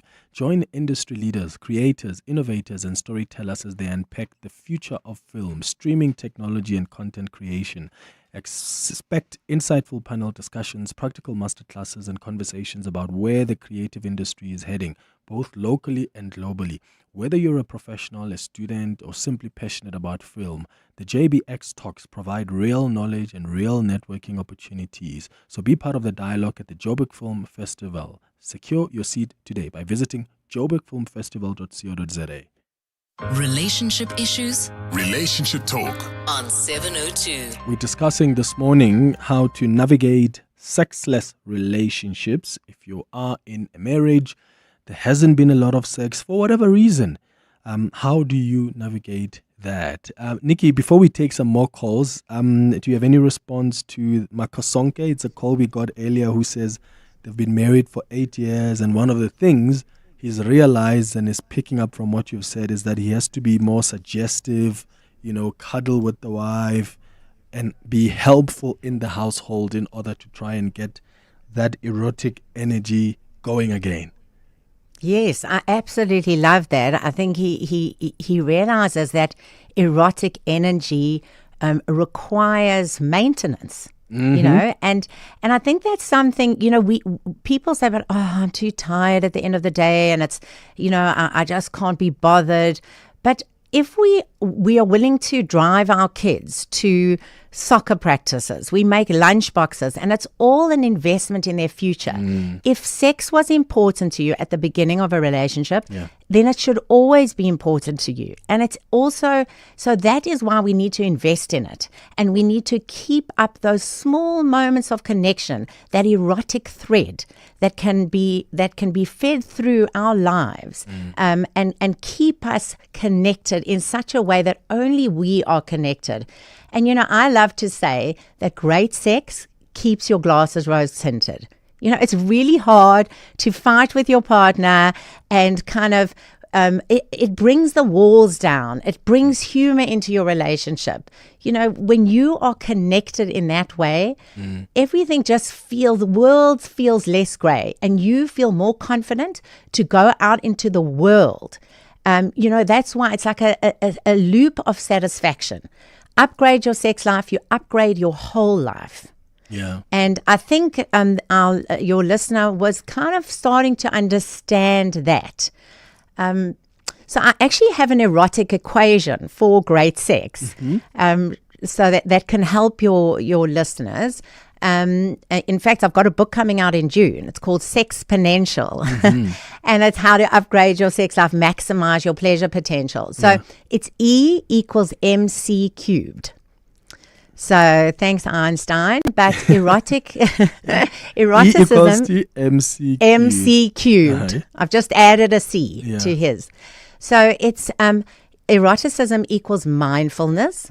So mindfulness keeps you present, and we can talk about them if you want. And then you have communication. So communication is essential because it's lubrication. And then we have creativity, which a lot of people don't realize, but creativity keeps that spark alive, keeps that excitement and freshness in a relationship. And then we have collaboration. And collaboration means we are in it together. And that's what I wanted to say to your latest listener is I love that he is working on it. But it has to be something you work on together, because you create the sex life you want, and you can't do it on your own. You can do certain things on your own, absolutely. You can help your responsive partner have a longer runway. You can help them ease their brakes off. But both of you need to create the sex life you want and you deserve. So it's going to gym together, as in metaphorically going to the gym together. You are building those muscles that you need in order to have this amazing eroticism and erotic connection between the two of you. Absolutely. Let's go to some more calls. Spiwe, you are in Joburg. What's your experience? Good morning. Hi, Clement. Can you hear me? Yes, we can. Go ahead, brother. Thank you so much. Nikki, your talk was really illuminating. I have a question about navigating your sex life through grief. My partner's been having a really tough time. She had a parent who passed away, and, for over like a year and a half, we just haven't been intimate. I obviously don't want to be the type of partner who's always badgering for sex, but, I have needs, and, I am starting to feel like, I'm not even a man at all. So, yeah, any help at all would be really appreciated, and thank you for the insights. Thank you so much for the questions, Pew. I'll get her to respond in a moment. Jacob, you are in Joburg. Good morning. Morning, Clement. How are you? Sharp, man. Go ahead. I'm fine. My problem started when my wife was 6 months pregnant. Our problem started there. Because she started saying she no longer has feelings for sex. So we thought after giving birth the problem will go away. But now the daughter is 11 months old now, but we're still living with the problem. Okay. And she hasn't consulted any experts? No, she hasn't. Okay. All right. I'll get maybe some advice from Nikki in a moment. Pat, you are in Pretoria. Hi. Hi. Sure. Go ahead, brother. Yes. I have two issues. The one issue is we have been very sexually active for over the years. I'm over 60 and I have no sexual dysfunction. But lately, sex has been more of a routine, once in a while, and with less emotions. And secondly, I have this concern. My partner tends to, when we are at social events, tends to flirt. Flirt, okay. Yeah, flirt with men who are there. And I raised it several times. It doesn't seem to abate, doesn't seem to stop. That's not the personality I fell in love with, the person I got to know for over the years. Some kind of personality disorder, I don't know. Okay, so you feel that maybe that affects then the sex life. Pat, I'll get Nikki to respond to that after this break. It's 15 minutes now before 12 o'clock. Aubrey Masango. Weekday evenings, 8 to midnight. What do you make of the damning report by the Special Investigation Unit? It's something that we've all known, that the Home Affairs Department is corrupt. It's got a lot of corrupt officials. There's a branch in Umbilo and there's another one at Tenga. We know that it's definitely more than 4 officials that are creating problems there. Yeah. Money has ruined this country. We have worshipped money more than we worship the wellness and well-being and survival of this country. Jacinta Ngobese Zuma, leader of March and March. Aubrey Masango. 8 to midnight on 702. 702.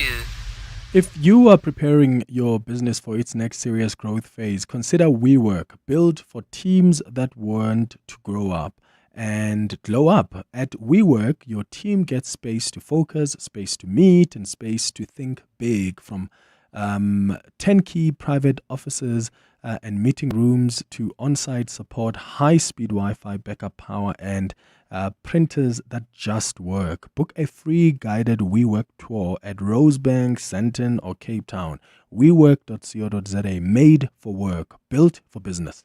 The pain of losing a loved one is never easy. It will leave you feeling overwhelmed. At Clientele, we understand that burying loved ones with dignity truly matters. Our funeral plans pay out cash within just 24 hours, and you receive 200 Rand airtime when you claim to make those important calls. Plus, we cover up to 13 people on one plan. SMS funeral to 31586. That's 31586. Clientele Life is an authorized FSP and licensed life insurer. T's and C's online. Standard rates apply. You hear that? That's the sound of business execution finally visible. No more chasing people and reports. No more disconnected systems. No more guessing if our business is performing or not. iStratGo connects strategy, people, performance, and day-to-day work into one clear software platform, so leaders can see what's working, what's not, and where to focus. Because when execution is visible, everything runs better.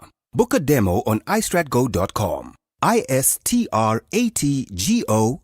Mzansi, Walala Wasala. Play Powerball and Powerball Plus for a massive 91 million rand in total estimated jackpots this Friday and step closer to a world of many possibilities. Play Powerball for an estimated 61 million rand and Powerball Plus for an estimated 30 million rand today. Buy your tickets now in store on nationallottery.co.za, the mobile app or cell phone banking.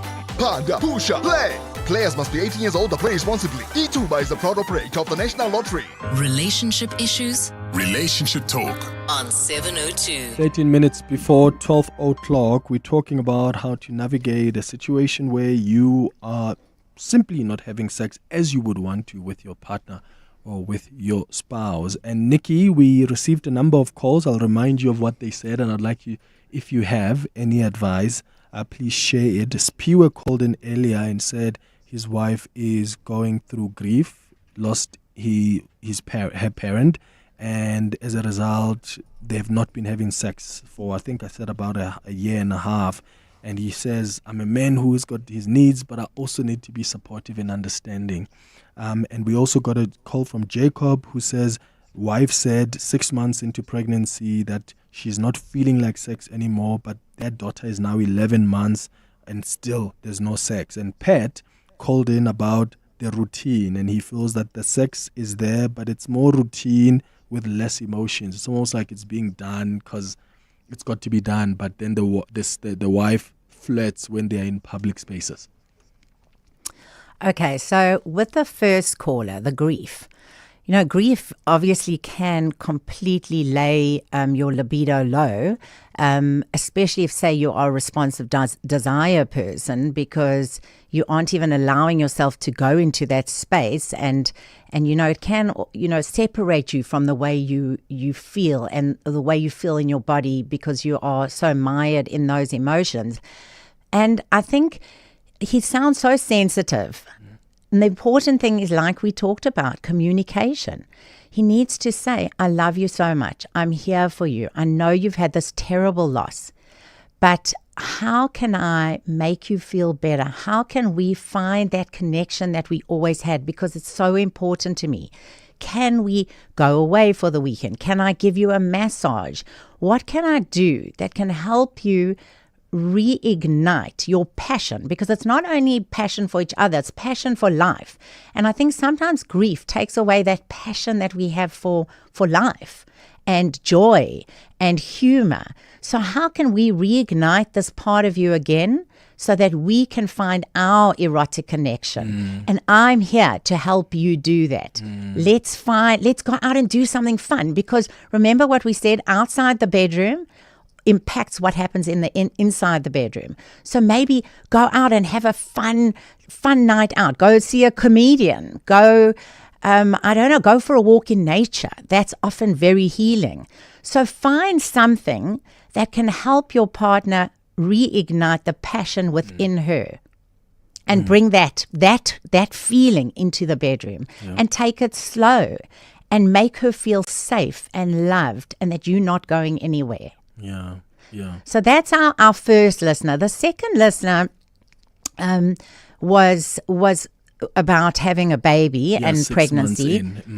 Well, we know, all of us who've had children, it's like a scorched earth policy. You know, having children in our lives, it's not the sexiest thing. I mean, so we have to kind of find that sexiness again. And it's not one person. It's not that you can't leave it to your wife to find the sexiness.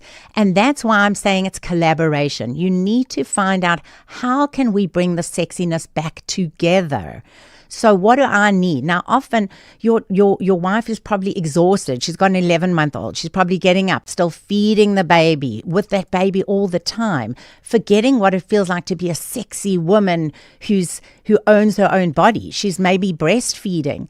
So, and breastfeeding, those hormones can also dampen your libido. So it's, again, how do we collaborate to bring back your sex life, to make the kind of sex we have, sex that you want to be having? Because that's it. We need to look at the quality of the sex. Because if we are having connected, exciting, vital sex, you will want to have it. So that's what we have to do. You have to say, I am going to take the baby away. We are going to, someone else is going to look after the baby. We are go and have a beautiful bath. I'm going to put on candles and music, maybe give you a massage, use a massage candle, anything that can bring your wife back into the sensual realm and find each other in that space that you've lost. So it's not a blaming. It's not you used to be like this. It's I feel this way. I need to feel desired. I need to feel connected with you. I still love you. I'm still attracted to you, and I want to feel the same way. How can we create that with each other? Does that make sense? And then the last person, they seem to have had a sex life all the time, a long marriage. And it seems that this is the one aspect that really upsets him with his wife. Obviously, it's also getting a little bit dull. So perhaps that's what his wife is feeling too. Maybe, has he ever said, not you always do this to me, you make me feel less than, is there something wrong with you that you feel you need to flirt? But more, I've noticed that you do this and it really upsets me. It makes me feel anxious or less than or not desired. What about it are you getting? Do you, because perhaps for her, it might fuel her desire. We all love to feel wanted. So perhaps she's going out, she's seeing other men, she's flirting with them, and perhaps she brings that excitement into the bedroom in a safe way. So that could be, flirting and fantasy can be a really good way to bring excitement into the bedroom. Sometimes we need to narrow our no's and expand our yeses. That's flirting with someone isn't necessarily something wrong unless it's hurting you. And then, yes, of course it is. But perhaps she is feeling seen. So what could you do to make her feel seen? And I think that's the conversation you need to have, because remember, communication is the bedrock to making our bed rock. Yeah. And we need to talk about it. What is it? How can we bring more excitement? There's a bit of boredom going on. What can we do? And that's where we need to broaden our definition of what sex is. Sex is not penetration. Sex is a whole menu of things. And that's what we need to ask our partners, especially women. Because remember, the clitoris is our seat of pleasure. So focus on her clitoris, and then see if she's saying, no, I don't want to have sex anymore, and no, it's boring. Yeah. And in fact, Nikki, I think we should bring you back to talk specifically about the issue of betrayal, because I'm getting a lot of messages from some women who are saying, but my partner cheated and I cannot get myself to be so vulnerable and intimate with them anymore. So we're out of time now, but please I hope you'll be generous enough with us to give us another hour of your time, because you've just been so brilliant in explaining these things in a practical way, and then we can have that chat. I would love to, because just to leave you with that notion that betrayal is one of those massive breaks that we were talking about. So if your foot is slammed down on that break, oh my goodness, how do we release it? And that I'd love to talk to you about. All right. Please, Clement, tell people that they can follow me on all the socials, particularly Instagram, ask.nikki, N-I-C-K-I. And I give lots of tips and tools and education, especially for couples. So please follow me, message me. My brand is Ask Nikki, ask.nikki, N-I-C-K-I. And I'm here for you to ask me questions. Perfect. Let's liberate the conversation around sex. Perfect. At ask.nikki. Thank you so much, Nikki, for making time for us. The Vodacom United Rugby Championship is one of the hottest tournaments on the planet. Hollywood Bets adds spice with an epic competition in which 400,000 Rand in cash, prizes and betting vouchers must be won. Prizes include a Vodacom URC VIP experience and a glamorous Table Mountain adventure.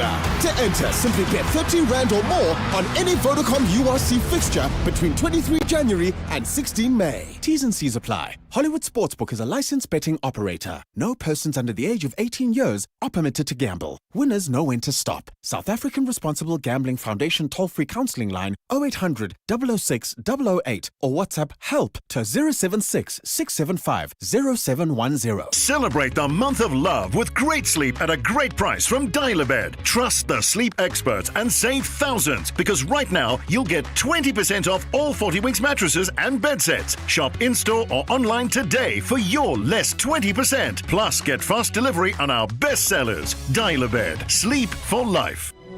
The Johannesburg Philharmonic Orchestra presents its summer season concerts, featuring celebrated conductors and soloists. Thursday evenings from 26th February to 19th March at the Linda Auditorium. These concerts are not to be missed. Tickets available at Quicket.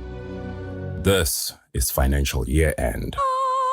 This is financial year end supercharged with the help of Zero Small Business Accounting Software. Try Zero free for 30 days. Terms apply. Search Zero with an X. You're with Clement Manyathela. 702. All right, so there's something I want to share with you this morning. The Africa Synergy Health is a registered not-for-profit public benefit organization birthed to address the exponential waiting lists that are comprising of thousands of patients in our public hospitals. And really the concept here, which was created by Dr. Viola Morolo, is to have zero patients on elective surgical waiting lists that are suffering and are often dying. And I'm happy to tell you we've got Dr. Morolo on the line. Quickly who's joining us. Thank you for making time, Dr. Morolo. Good morning. Thank you for allowing me to come and speak on your show, Clement. It's a pleasure, and thank you. I've just explained briefly what the organization is about, but what help are you looking for? How do we assist you at least get to this achievement? Okay, so the help is based on our vision to achieve zero patients on elective surgical waiting lists. And we host surgical marathons every year, pro bono surgical marathons, all on public patients, where we do procedures on these patients that are on the waiting list. And those procedures require surgeons, they require anesthetists, they require equipment and consumables. And all of those are normally sponsored by, our partners. But then there's sometimes where where certain procedures require things that that are not part of our sponsorship profile. And so we are looking for partners to join us in our mission of achieving zero patients on elective surgical waiting lists. If I can just give you a picture of what we've done so far. We started in 2023 with our first Ash Mandela Week surgical marathon. We align our marathons with Mandela Day. So instead of a day, we have a week where we aim to do 67 procedures aligned with the 67 minutes, but instead we do 67 procedures. And to date, we have done 349 procedures over 27 days. Wow. That means we've done 13 procedures per day. We've only been working for 27 days and we've done 349 procedures with very little resources. Yeah. So it's just a demonstration of how much can be done with so little. So we're looking for more partners so that we can do more. Yes. And I think I'll get the producers to get the contact so that we can share with the listeners on how they can assist. It's 12 o'clock now, and thank you to Dr. Morolo there. Mandy Winner, what's coming up on the Midday Report? Good morning. Good morning. Jordan Hill-Lewis announces his run for leader of the Democratic Alliance. Solly Musimanga wants to be the federal chairperson. It's the KZN State of the Province address today. You may not have heard this yet, but City Press is shutting down. They've announced that. Media 24 announced it this morning. Oh, wait, so they're shutting down completely? Well, they're speaking to staff about shutting down. All right. And it's Friday. Spots. And good things too. All right, that's what's coming up on the Midday Report with Mandy Winner. If you want to support the Africa Synergy Health, you can give them a call on 081 258 3275. And their website is www.africasynergyhealth.com. Thank you for listening to the Friday edition of the Clement Manyathela Show. Let's chat again on Monday between 9 and 12. Have a beautiful day, my friends. Bye-bye. This is EWN. Good afternoon, I'm Maki Malapo. We begin in the East Rand, where police are arresting several undocumented foreign nationals working at a construction site in Clayville in Ekurhuleni. The operation is led by Deputy Minister of Labour, Jomo Sibiya, to clamp down on non-compliant employers. Today's blitz started at a construction site of an apartment block. Jabli Lembata is there. Authorities have arrived here on the East Rand to take action against companies that are breaking the country's labour laws.